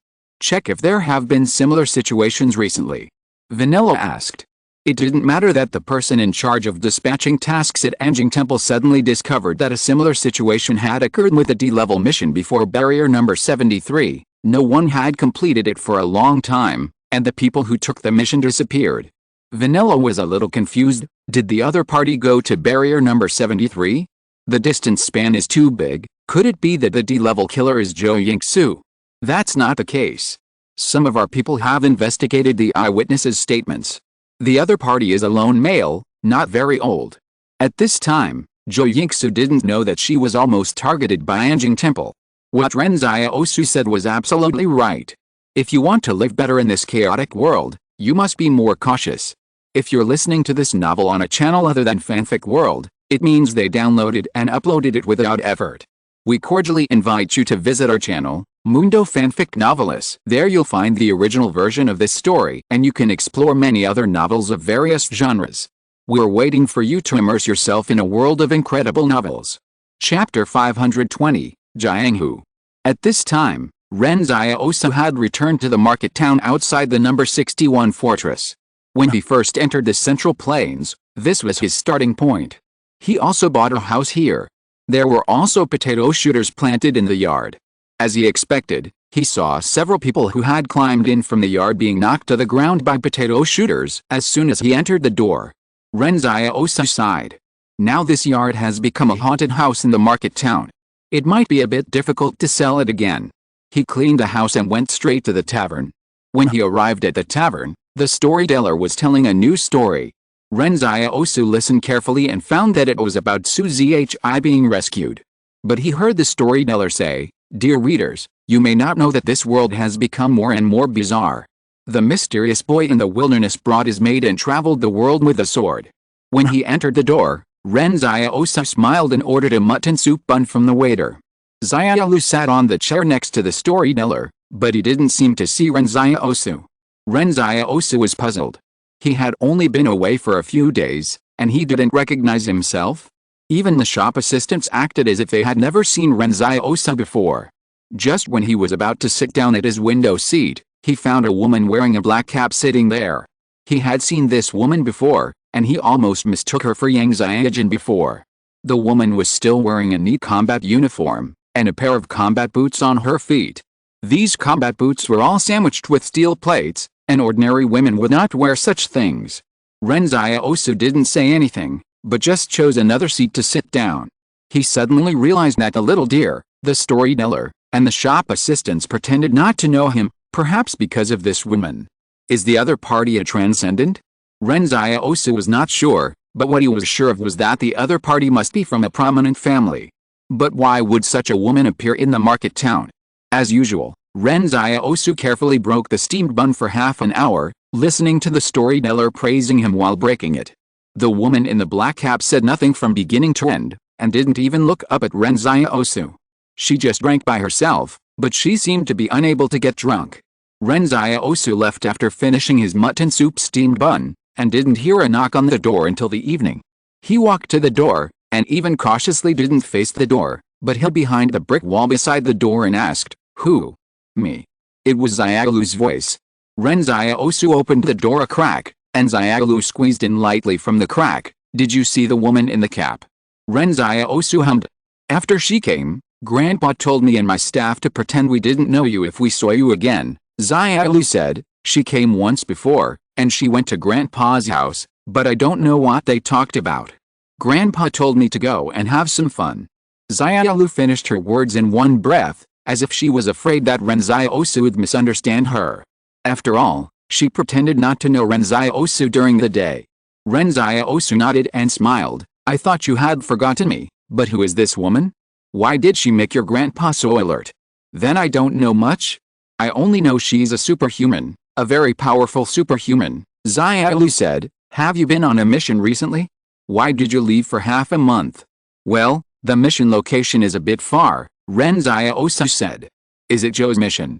Xiaolu asked curiously. As a result, Ren Xiaosu smiled and didn't answer the question. But Xiaolu asked again, can you use a sniper rifle? Are you the one with a maid? Ren Xiaosu shook his head. What sniper rifle? At this time, he realized that Xiaolu and the storyteller had already guessed him, but because this operation was extremely secretive, the other party was not sure. Ren Xiaosu smiled and said, do you think I look like someone with a maid? Yes, you are still alone. Xiaolu nodded with relief. Then will you come to the tavern tomorrow? Ren Xiaosu shook his head. With that woman here, if I don't know her identity, it's not suitable for me to appear in the tavern frequently, so I will leave tomorrow. Where are you going? Xiaolu blinked. To the black market. The black market outside Lucheng. Ren Xiaosu did not hide it. Will you come back? Yes, Ren Xiaosu said with a smile. My house is still here. If that woman leaves, just throw a bunch of weeds into the yard and I'll know. Okay, I'll go back then. Be careful. Xiaolu was a little frustrated. She actually wanted to follow Ren Xiaosu to take a look outside, but she knew that Grandpa would be very angry. After saying that, Xiaolu went out of the door again and disappeared into the darkness. Only the fragrance of Xiaolu remained in the house. It seemed that the other party had applied some perfume before coming. It was not a low-quality perfume sold in the market town. It smelled pretty good. Xiaolu returned home with his head down. The storyteller said unhappily, where did you go? I went out to ask for stories, Xiaolu explained. You were so distracted when he came back. Did you go to find him? The storyteller said with a dark face, I have told you so many times that this kind of person is very dangerous. It is even more dangerous to follow this kind of person. Grandpa, the little deer said pitifully, I also want to go out and have a look. I think you just want to be his maid. There is nothing wrong with that. The little deer said stubbornly. The storyteller was stunned for a long time and sighed. You are still young, but he has already walked into the vortex of power. You can't follow him. But I am also very powerful. The little deer was not convinced. Listen to the story again and understand how dangerous the world is, the storyteller said earnestly. Why? Because the most dangerous thing in this world is not hot weapons and extraordinary abilities, but human hearts. You have to know what this world is like, the storyteller sneered. Well, how long do I have to listen to it? The little deer sat at the table and propped up his chin, staring blankly at the air in front of him. Listen for another year, and I will let you go, said the storyteller. At this point, the storyteller heard the sound of the deer folding paper beside him. What are you doing? Folding 1,000 paper cranes, the deer said with a smile. The storyteller felt desperate. What a sin. Before Ren Xiaosu returned to number 61 Market Town, he hoped that the woman would leave as soon as possible. It was too stressful to have such a person come to listen to his stories every day. It was not that he was afraid that the woman would threaten him. After all, there was no conflict of interest between the two parties. But the woman knew too much, and he couldn't make up his story randomly. And now, what annoyed him most was not the woman, but Ren Xiaosu.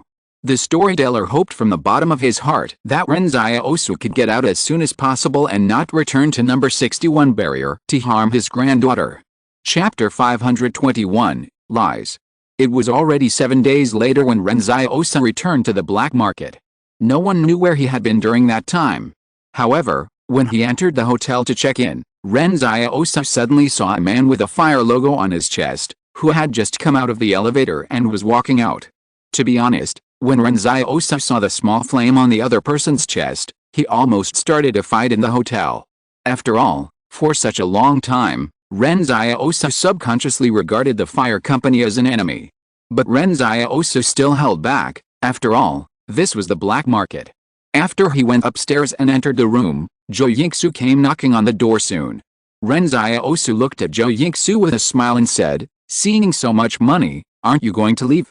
Zhou Yingsu curled her lips and did not answer the question, but wrote the account number to Ren Xiaosu. Master, 80% of your money is in this account. Well, Ren Xiaosu nodded and took the note. The usual expenses for completing tasks can be paid from this account. I won't exploit you. After all, you still have a sick mother. By the way, is your mother's medical expenses enough? If I say it's not enough, will you give me another 10%?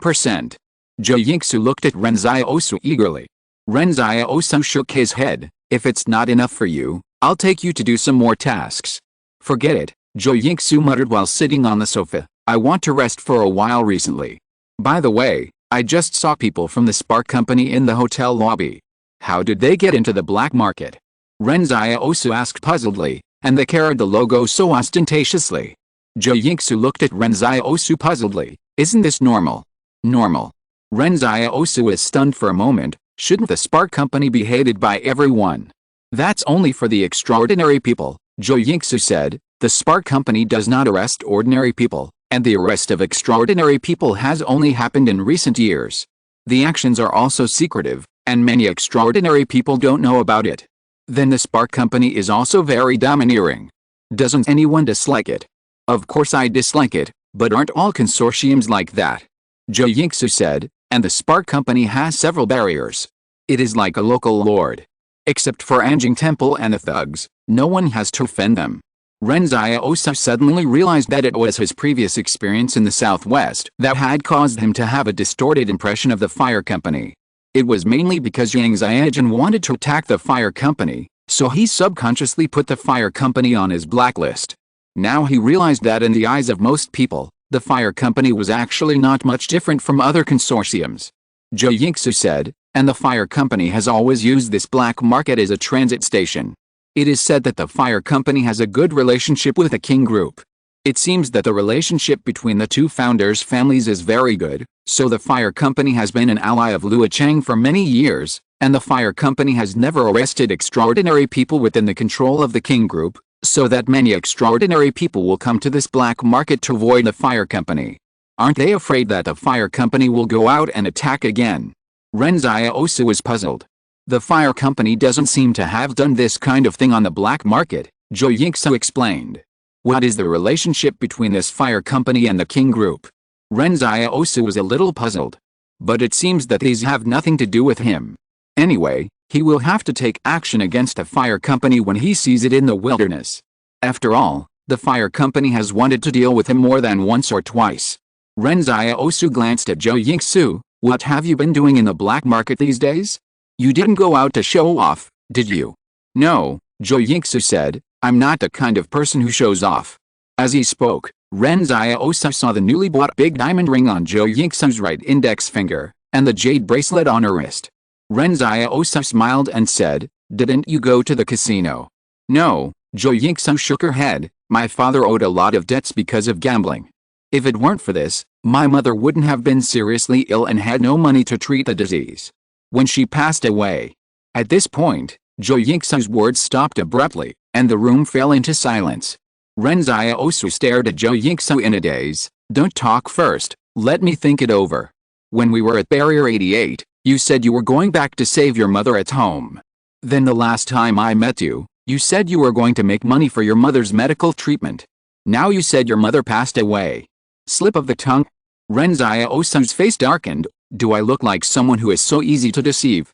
Zhou Yingsu quickly squatted beside Ren Xiaosu and massaged his legs. I was afraid that you would kill me, sir.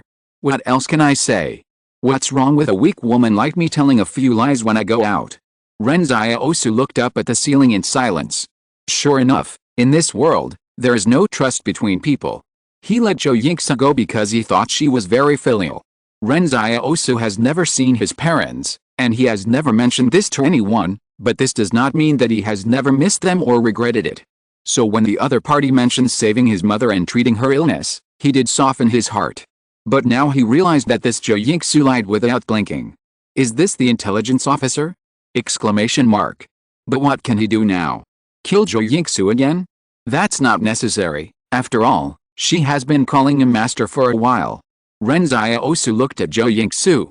He suspected that she was sure that he would not do anything to her, so she deliberately let the cat out of the bag. Ren Xiaosu asked unhappily, what other lies have you told? Huh? No more. Zhou Yingsu shook her head quickly. Just when Ren Xiaosu was about to say something, Zhou Yingsu's phone beside him suddenly lit up, and there was a new text message on it. Protection mission, protect the number 62 barrier female singers tour, passing through 37 barriers, a total of 12 performances. The employer requires the commission of female extraordinary people. Please sign up and take a selfie to verify the gender. Remuneration, 2 million. Ren Xiaosu was surprised. This was the first time he saw a protection mission. He asked Zhou Yingsu, have you seen such a mission before? Yes, Zhou Yingsu nodded. The previous time was to protect Zhou Shiji of the Zhou family, but the strange thing is that the protection mission will have an employer's request, but the killing mission seems to have no employer, as if the killing mission is for Jingxi to kill himself. Should we take this mission? Yes, Ren Xiaosu said firmly. This mission gave him a sense of deja vu, and he suddenly felt an expectation in his heart. Could this female singer also be a member of the mob? If so, can he find Yang Xiaojin? Horizontal ellipsis. Thanks to my classmates Yan Zuzu and Xia Oxeo is the most beautiful wife for becoming the new allies of this book. The boss is generous. I will recommend another book by a veteran master, Xia Huanyang's new book, Run for Your Life, author. Whenever an author eunuchs his own book, the protagonist of the book will come to the real world from another world to hunt down the eunuch author. Shouldn't Xia Huanyang herself, who has a lot of criminal records, be the one who should be most worried? The work is very sexy and joyful. The protagonist died in the first chapter, and in the second chapter, the author was beaten to death by the queen from another world. In the book, a eunuch came to seek revenge. Chapter 522 Arrogant Employer. Master, should we accept this mission? Zhou Yingsu asked. Now that there are missions, it is not our turn to choose. After all, Ren Xiaosu is the one who is mainly responsible for the missions. As a result, Ren Xiaosu looked at Zhou Yingsu and said, we are also very democratic. Do you want to accept it? Zhou Yingsu said, I feel that although this mission is simple, it is just to protect a female singer, but the time span of the mission is too long. She has to pass through more than 30 barriers, and it is not specified how many performances she will have.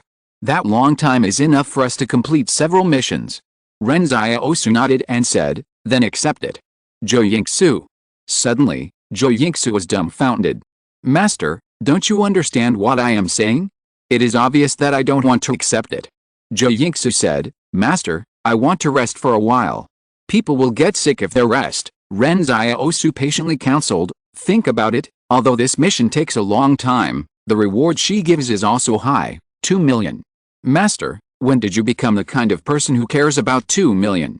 Zhou Yingsu asked in disbelief. You see, you still don't know me well enough. Okay, reply to the text message and send your selfie as well. Anyway, you also reported your identity to Jingxi when you were an A-level killer before, Ren Xiaosu decided. Zhou Yingsu pouted and took a selfie, then replied to the text message to accept the mission. Ren Xiaosu thought about it. Zhou Yingsu used to be a professional in intelligence work and was responsible for protecting important personnel in Yang's company. And Jingxi knew Zhou Yingsu's identity, so the probability of Zhou Yingsu receiving the mission was very high. The other party's text message came back quickly. The application for undertaking the task has been received. Please wait patiently. The employer needs to select a candidate. Please rest assured that the photo is only for our identity verification and will not be given to the employer for retention of the image data. In view of your previous work experience and good reputation for completing the task, we will give priority to recommending you to the employer. Ren Xiaosu raised his eyebrows. This Anjing Temple replied quite politely, saying you all the time. But now it seems that they have to wait a little longer. This time they have to wait for the employer to choose. The days calmed down again. Zhou Yingsu went out shopping every day. The prosperity of the black market was incomparable to the barriers. 70% of the people who could come here had a lot of cash on them. Moreover, these people could not go to ordinary barriers to purchase industries. They could only spend their money here. Therefore, the black market designed a whole set of consumer industries for them, including casinos, brothels, and even invited some stars from the barriers to perform, as well as Zhou Yingsu's favorite industry, jewelry. Ren Xiaosu calculated that according to Zhou Yingsu's current speed of buying a piece of jewelry every 3 days, if the female singer didn't come quickly, Zhou Yingsu would probably go bankrupt. At this time, Ren Xiaosu was holding a book, lying on the sofa next to the French window in the room, reading it, while Zhou Yingsu beside him happily showed him a diamond ring on her hand. Master, is it beautiful? I heard that someone dug it out from under the ruins before the disaster. After a disaster, The diamond is still intact. Isn't it amazing? Ren Xiaosu was puzzled. What's the magic point? When Zhou Yingsu showed other jewelry, Ren Xiaosu had already turned a deaf ear to her and concentrated on reading. Zhou Yingsu muttered in a low voice, "Is it so beautiful to hold a book and read it every day? Master, why do you like reading so much?" Ren Xiaosu didn't even look at her, "Because I can understand the world through books." In the past, he didn't have the conditions to go to school, nor did he have the opportunity to systematically master knowledge in the barrier, so the more he lacked something, the more he desired it. Zhou Yingsu said, "Don't we know this world well enough? People are scheming against each other every day, and there is not much trust between each other. Everyone wants fame and fortune written on their foreheads." Ren Xiaosu turned to look at her. "The world is not just like this." Zhou Yingsu was stunned for a moment. She didn't expect Ren Xiaosu to answer her like this, because Ren Xiaosu should have felt more clearly about the things he said to her, and he had experienced more. Zhou Yingsu looked at Ren Xiaosu, who had started reading again, and suddenly felt that this boy, whose martial arts value was approaching the peak of human beings, looked more charming when reading. At this time, Zhou Yingsu received another text message: "You have been selected by the employer. The other party requires you to go to the black market outside Los Angeles within 48 hours, and wear formal clothes, with a hem of the skirt not higher than the knees, not go to bed earlier than the employer every day, not eat meat in front of the employer, not mention cats in front of the employer, and not. You also need to sign a confidentiality agreement and not disclose the employer's private life habits. Among them, there are 81 things that Zhou Yingsu cannot do." Zhou Yingsu frowned at the requests. "Master, I ran away from Yang's because I couldn't stand this kind of fake style. As a result, I became an A-level killer and met this kind of people again." To be honest, when Zhou Yingsu saw so many requests, she began to resist. She is now a professional killer. Why should she be treated like a female bodyguard and serve others as a grandson? Maybe they just ask for more formality, Ren Xiaosu said with a smile. "When you were protecting important people in Yang's, didn't you have to do this?" "That's different," Zhou Yingsu pouted. "She is not a big shot, just a singer." Zhou Yingsu replied to the text message saying that she was already in the black market. "Where is the employer?" The text message replied that the employer was still in Barrier 62. Zhou Yingsu's temper rose immediately. She said we should arrive in 48 hours. Why hasn't she left yet? "Wait," Ren Xiaosu said calmly. As a result, a week passed. Zhou Yingsu's fingers were scratching the text message on the phone like a residual shadow. "Is the employer coming? She told me to come in 48 hours, but she still hasn't come in a week? Isn't the time of an A-level killer valuable?" These days, Zhou Yingsu was almost furious. She was a superhuman, an A-level killer, and she had to wait here indefinitely for a crappy singer. As a result, Jingxi replied with a text message: "You can cancel the task. This cancellation will not affect any of your data, and the 1 million deposit paid by the other party will also be transferred to you in full." And Jingxi's attitude was also very clear. He must be thinking about his own people, and the time of an A-level killer is indeed more valuable. However, Jingxi sent another text message. "The employer said that if you continue to wait, you can add an additional 2 million in remuneration as compensation for lost work." Zhou Yingsu threw her phone on the bed. "Do I, Zhou Yingsu, need someone worth 1 or 2 million? Then she thought about it carefully and realized that she did. Ren Xiaosu looked at Zhou Yingsu with a smile. "Why don't you cancel the task?" Zhou Yingsu glared. "It's a waste not to make money from fools." Chapter 523, Vulgar. It is understandable that the employer is not punctual. After all, he is paid. But the problem is that the other party asked Zhou Yingsu to arrive at a black market within 48 hours, but she was late for a week. Zhou Yingsu was most dissatisfied with this. She thought the other party was very punctual, but he stood her up for a week. Zhou Yingsu looked at Ren Xiaosu. "Master, aren't you angry?" Ren Xiaosu smiled confidently. "Don't think so much. When the singer comes, I just need to say a word, and the other party will change his attitude immediately." Zhou Yingsu was stunned for a moment. She looked at Ren Xiaosu's mysterious and confident smile, and suddenly realized that Ren Xiaosu might know something that she didn't know. But since the master said so, she didn't say anything more. After waiting for another 3 days, the female singer's motorcade finally arrived outside the black market. Ren Xiaosu and Zhou Yingsu were waiting outside the black market to pick her up. In the distance, There seemed to be more than 20 vehicles in the motorcade, which was much larger than the one when Luo Zhenyu traveled. Zhou Yingsu muttered, "I've heard that the stars in Central Plains are spoiled to death. They are even more pompous than the bigwigs of the consortium. When they travel, they are surrounded by people and picked up by cars. I didn't expect it to be true." Ren Xiaosu asked, "Are there many stars in Central Plains?" "Not too few," Zhou Yingsu said. "After all, the residents in the barrier don't have any particularly good entertainment activities. After the books were collected by the consortium and put in the library, they lack spiritual food.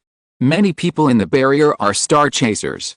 They are like believers, and they want to dedicate everything they have to their favorite stars." Ren Xiaosu nodded. In an era of spiritual scarcity, it is indeed easy to become obsessed with something. But this is not enough for her to be a big shot, right? "These stars have backers," Zhou Yingsu whispered. "They are all important figures in the consortium. Some of them are godfathers on the surface, but in fact..." But the convoy came to Zhou Yingsu and stopped. The female singer didn't even get out of the car, but asked her assistant to open the door of the business car. She looked at Zhou Yingsu in the car. "Are you the bodyguard this time?" Zhou Yingsu nodded. "Yes, I am." The female singer looked at Zhou Yingsu twice, and when she saw the ring on Zhou Yingsu's hand, she chuckled. "Vulgar." Zhou Yingsu was stunned for a moment. What kind of self-cultivation is it to say that someone is vulgar in person? What's the matter? Don't celebrities have parents to teach them how to be human? She didn't know that some people in the other circle acted like big names, which made people feel that their IQ was insulted. For example, at a party, several female stars would fight for who would sit in the middle and fight for several nights. It was a circle that people couldn't understand. Zhou Yingsu held back her anger and didn't curse back. She said calmly, "This time I will protect your itinerary. If there are any safety hazards on the road, please follow my requirements to ensure your personal safety." This was said very skillfully. After all, Zhou Yingsu had said the same thing to the big shots of the Yang group before. The female singer glanced at Zhou Yingsu, then turned to look at Ren Xiaosu. "Who is he?" "He is my assistant," Zhou Yingsu said. But the female singer said disdainfully, "Not refined at all, the clothes haven't been ironed, and the dress is rustic, like a student." Zhou Yingsu secretly laughed. It's okay for this female singer to mess with her, but if she messes with her master, she might get into trouble in the future. Although her master looks quite kind now, how fierce he is has become a story. The female singer continued, "Why do you bring an assistant with you? I haven't heard the person who took the task mention it before." At this time, Zhou Yingsu heard the other party refer to Njing Temple as the person who took the task. She suddenly realized that the other party didn't know who found Njing Temple, but the other party himself didn't seem to know Njing Temple's ability. Zhou Yingsu explained, "I am a sniper, he is my assistant and also my observer." At this time, the female singer became interested. "You are actually a sniper." But the interest ended there. Ren Xiaosu suddenly stepped forward and seemed to have something to say. Zhou Yingsu was cheering in her heart. "Here it comes." The master said before that he only needed to say a word and the other party would change his attitude immediately. Ren Xiaosu smiled and said, "Do you know Yang Xiaojun?" According to Ren Xiaosu's thinking, if the other party was a member of the mob, then he must know Yang Xiaojun. After all, Yang Xiaojun was a heavyweight among the mob. As a result, the female singer frowned. "What nonsense are you talking about here?" Ren Xiaosu glanced around. Maybe there were too many people and the other party was not convenient to say anything to him, so he could only wait until privately. He whispered to the female singer, "My room number is 1009. Zhou Yingsu was stunned. Her master was too awesome. He gave her the room number directly when they met for the first time? Was this a hint? No. This was a fucking explicit hint. The female singer frowned. "Your assistant looks okay, but he is too sloppy and has some problems with his brain." As she said that, the female singer asked the assistant to close the door of the business car, and the motorcade drove towards the Black Market Hotel.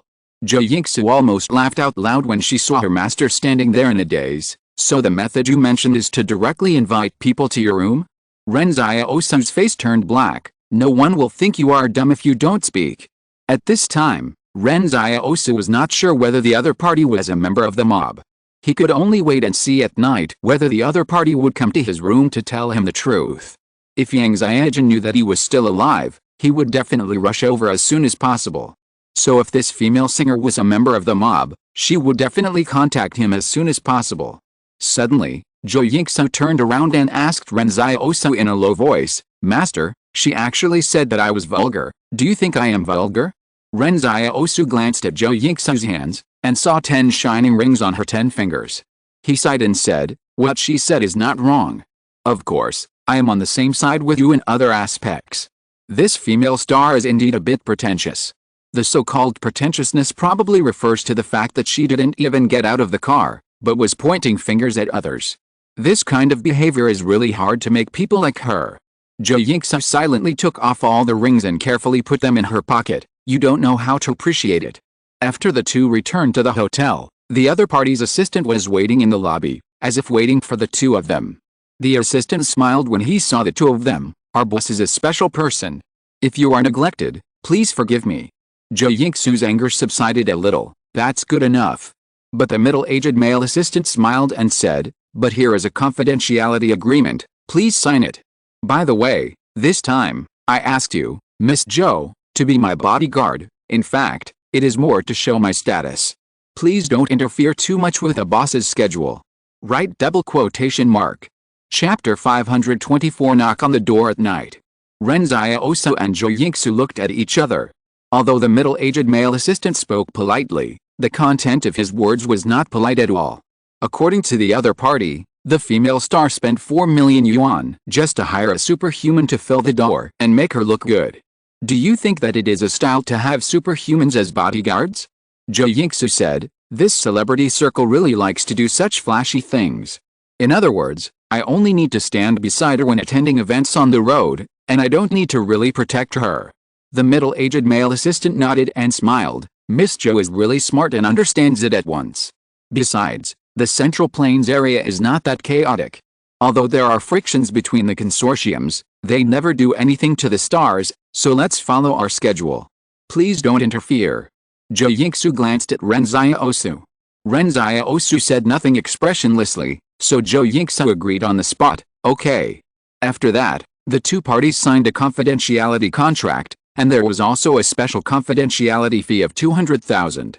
Party A of the confidentiality agreement must pay compensation to Party B, otherwise the confidentiality agreement will not take effect. When signing the agreement, Ren Xiaosu learned that the female star's real name was Li Ran, and her stage name was Ran Ran. Jo Yingsu handed over the money with a smile, and she felt that it was really easy to make money from stars. "But when are we going to leave?" Jo Yingsu asked. "That depends on our boss's mood," the assistant said with a smile. "You two can go to the room to rest. My name is Fang Zhi. If you two have anything, you can leave me a message at the hotel front desk. During this period, all your expenses in the hotel will be borne by us. Of course, the limit is 3,600 yuan per day." Not bad treatment. Jo Yingsu raised her eyebrows. Originally, Jo Yingsu thought that they would leave immediately after the female singer came. After all, there was a performance. But to her surprise, the other party stayed in this black market for another 7 days. The other party did not go anywhere every day, but dressed up carefully and went to the casino to gamble, as if the other party came to the black market specifically to gamble. Jo Yingsu muttered in the room, "This is too disrespectful to us, master. It's okay that she looks down on me, but how can she look down on you?" Ren Xiaosu laughed while reading a book. "Don't try to provoke me, it's useless." But what made Ren Xiaosu speechless was that the other party really didn't come to his room in these 7 days. If the other party was really a member of the mob, then no matter where Yang Xiaojin was in the Central Plains, 7 days would be enough for her to rush over. This made Ren Xiaosu very disappointed. He took this task to find Yang Xiaojin, but Jo Yingsu laughed at him. So now that Ren Xiaosu realized that the other party was not a member of the mob, he immediately began to show no interest in this task, and even asked Jo Yingsu, "Can I cancel this task now?" Jo Yingsu said helplessly, "Master, you didn't let me cancel it when I could cancel it before. If I cancel it now, it will be considered as not completing the task. Will it have any impact on you? At worst, I can return the money to her." Ren Xiaosu said. "That won't work," Jo Yingsu explained. "Master, you don't know the rules of Anjing Temple, right? A-level tasks require completing 5 A-level tasks in a year, and there is no record of failure during the period. so that you can participate in the Anjing Temple selection the following year. You can't fail even once. Ren Xiaosu frowned. Then when is the Anjing Temple selection usually held? They always notify us in the spring, Zhou Yingsu said. It's autumn now, and we have to complete 2 more tasks before the spring. I have completed 2 before, and now the bodyguard task is the 3rd, so we need 2 more. But this bodyguard task takes a long time, Ren Xiaosu said with emotion. Before, it was Zhou Yingsu who didn't want to take the task, but now it's the other way around. Ren Xiaosu really wants to turn down this task. After all, if it wasn't for finding Yang Xiaojin, he didn't want to accompany such a pretentious female star to show off. But on the 7th night, Ren Xiaosu was alone in the room, and suddenly there was a knock on the door. He picked up the gun and walked to the door and asked, "Who is it?" Then the drunken voice of the female star came from outside, "Isn't it the room number you gave me?" Ren Xiaosu opened the door and asked in surprise, "Where's Yang Xiaojin?" But the female star locked the door after entering. She had a red face after drinking, and then she lifted the hem of Ren Xiaosu's shirt with interest and gently touched his abdominal muscles. "Wow, I didn't expect it, but you're actually quite muscular." Although Ren Xiaosu looked quite thin in his clothes, because he had achieved a balance between strength and agility, his body was restrained, and he didn't look very strong on the surface. So when the hem of his shirt was lifted, his solid muscles could be seen, and he was very beautiful, like a sculpture. However, Ren Xiaosu suddenly felt that he was being teased. What was going on? The female star Li Ran was about to push Ren Xiaosu into the room. "Since you dare to give me the room number, why are you still so shy?" Ren Xiaosu said with a dark face. "Didn't you tell Yang Xiaojin about my being here? Are you a member of the mob? Yang Xiaojin? Is she your girlfriend?" Li Ran smiled charmingly. "I have paid you so much money. If you stay with me, I can add more money. You know, the money I lose tonight can make you worry about food and drink for the rest of your life." As a result, seeing that Li Ran actually started to take off his clothes, Ren Xiaosu simply knocked him out decisively. "God, give me the room number, how could I do such a stupid thing?" Exclamation mark. He looked out the window and found that no one was aiming a sniper rifle at him. It seemed that this was not a prank by Yang Xiaojin. You know, that girl likes to play pranks very much. But now there is no sniper outside the window. Ren Xiaosu has basically confirmed that Li Ran is definitely not a member of the mob. Zhou Yingsu's giggles came from outside the door, and Ren Xiaosu opened the door unhappily. "Help her to your room, don't get in my way here." Zhou Yingsu said obediently, "Okay, master." But as soon as she finished speaking, she laughed again. "Master, it was a close call, you almost lost your virginity. Get out." "Okay." The next morning, Li Ran's assistant Feng Zhi came to Ren Xiaosu with 200,000 cash, saying that he wanted to re-sign a confidentiality agreement with him, and that what happened last night must not be told to anyone. Ren Xiaosu couldn't help laughing. To be honest, he really wanted to make money, but not this kind of money. Chapter 525 Departure. After the assistant named Feng Zhi left, the two sides acted as if nothing had happened. Even if they met, they tacitly agreed not to mention the matter. To be honest, Li Ran drank too much last night, so she was a little confused about what happened last night. She remembered that something must have happened, but everyone told her that she was just knocked out by the other party. This made Li Ran a little unhappy. She took the initiative to go to the other party's room, but the other party knocked her out? Was it because her charm was too poor? Ren Xiaosu was no longer thinking about this matter. What he was thinking about was how to help Zhou Yingsu complete the task in this so-called tour. In addition to the current protection task, Zhou Yingsu also needs to complete 2 tasks before the beginning of next spring, so that she will be eligible to participate in the selection of Anjing Temple. Master, this protection mission is estimated to last until the end of the year. We missed an A-level mission when we were waiting for her, Zhou Yingsu complained. The time is so tight, what if there are not enough missions? Ren Xiaosu said helplessly, "Don't worry, I will find a way." The mistake in accepting the mission this time was indeed his fault. 3 days later, Assistant Feng Zhi suddenly came to inform them that the team was ready to set off. Ren Xiaosu and Zhou Yingsu had no objection. They hoped that the tour progress of this group of people would be as fast as possible and not be delayed any further. The tour team specially vacated a car for Ren Xiaosu and Zhou Yingsu, and originally said that they would arrange a driver, But Zhou Yingsu refused. She also took out a professional black box and carefully checked the car. She was relieved to make sure that there were no monitoring or positioning devices. After all, she often had to whisper to Ren Xiaosu, and it would not be good if someone heard it. Before getting on the bus, Ren Xiaosu and Li Ran met, but Ren Xiaosu found that Li Ran walked past him without even glancing at him, as if he had never seen him before. This was like a silent declaration of war. I don't even like you, and going to your room that night was purely a gift to you. To put it bluntly, it's called favor. Although neither of them spoke, Ren Xiaosu instantly understood what the other meant from his gesture. The other staff members were curiously looking at Ren Xiaosu. Many people knew that Li Ran went to find Ren Xiaosu after drinking too much that night, so everyone looked at Ren Xiaosu, and some wanted to ask what happened.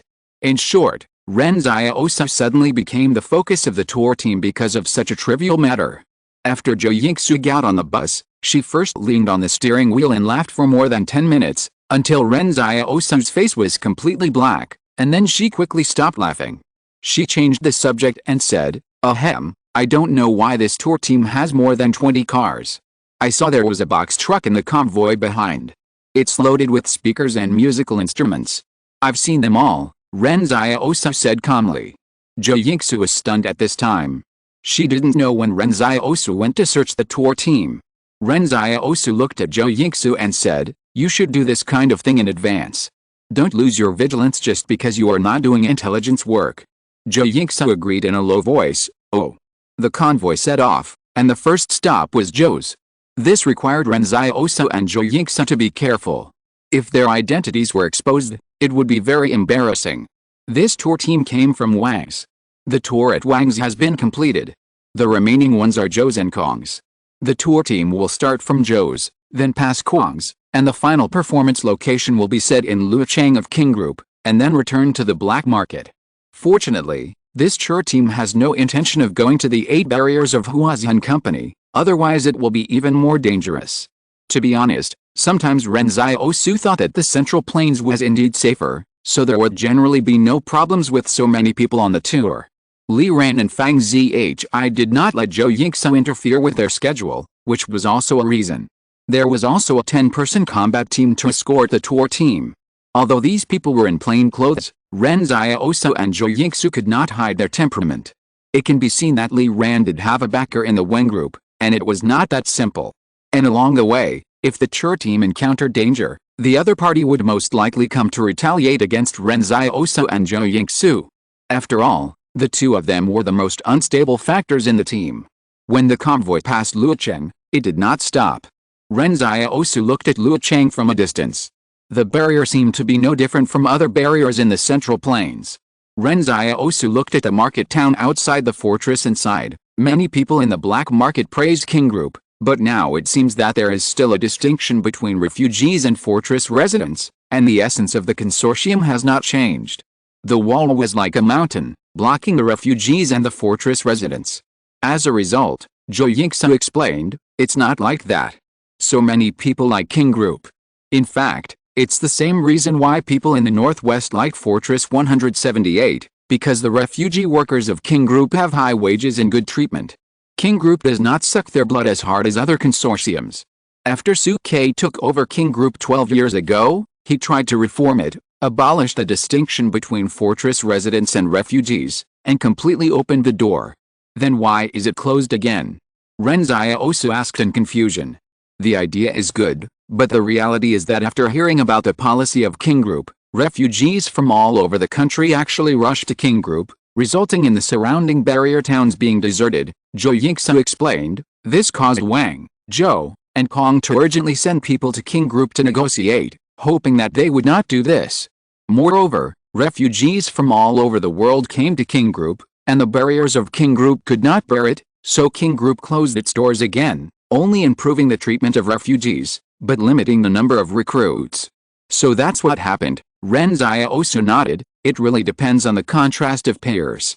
If there is a consortium willing to give refugees better treatment, it will instantly win the hearts of the people. The convoy headed south. What Ren Xiaosu and Zhou Yingsu didn't know was that Su Zhi, who had just finished his repairs, was on his way to the black market. Su Zhi's father told him that if the mysterious boy and the maid were really big figures in the black underground world, then according to their route, they were likely to go to the black market outside Luocheng.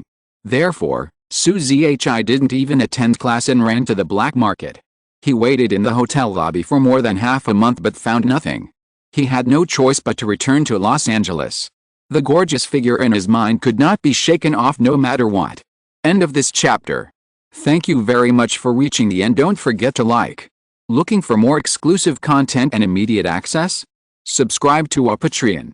Remember, every like, subscription, or donation encourages us to continue.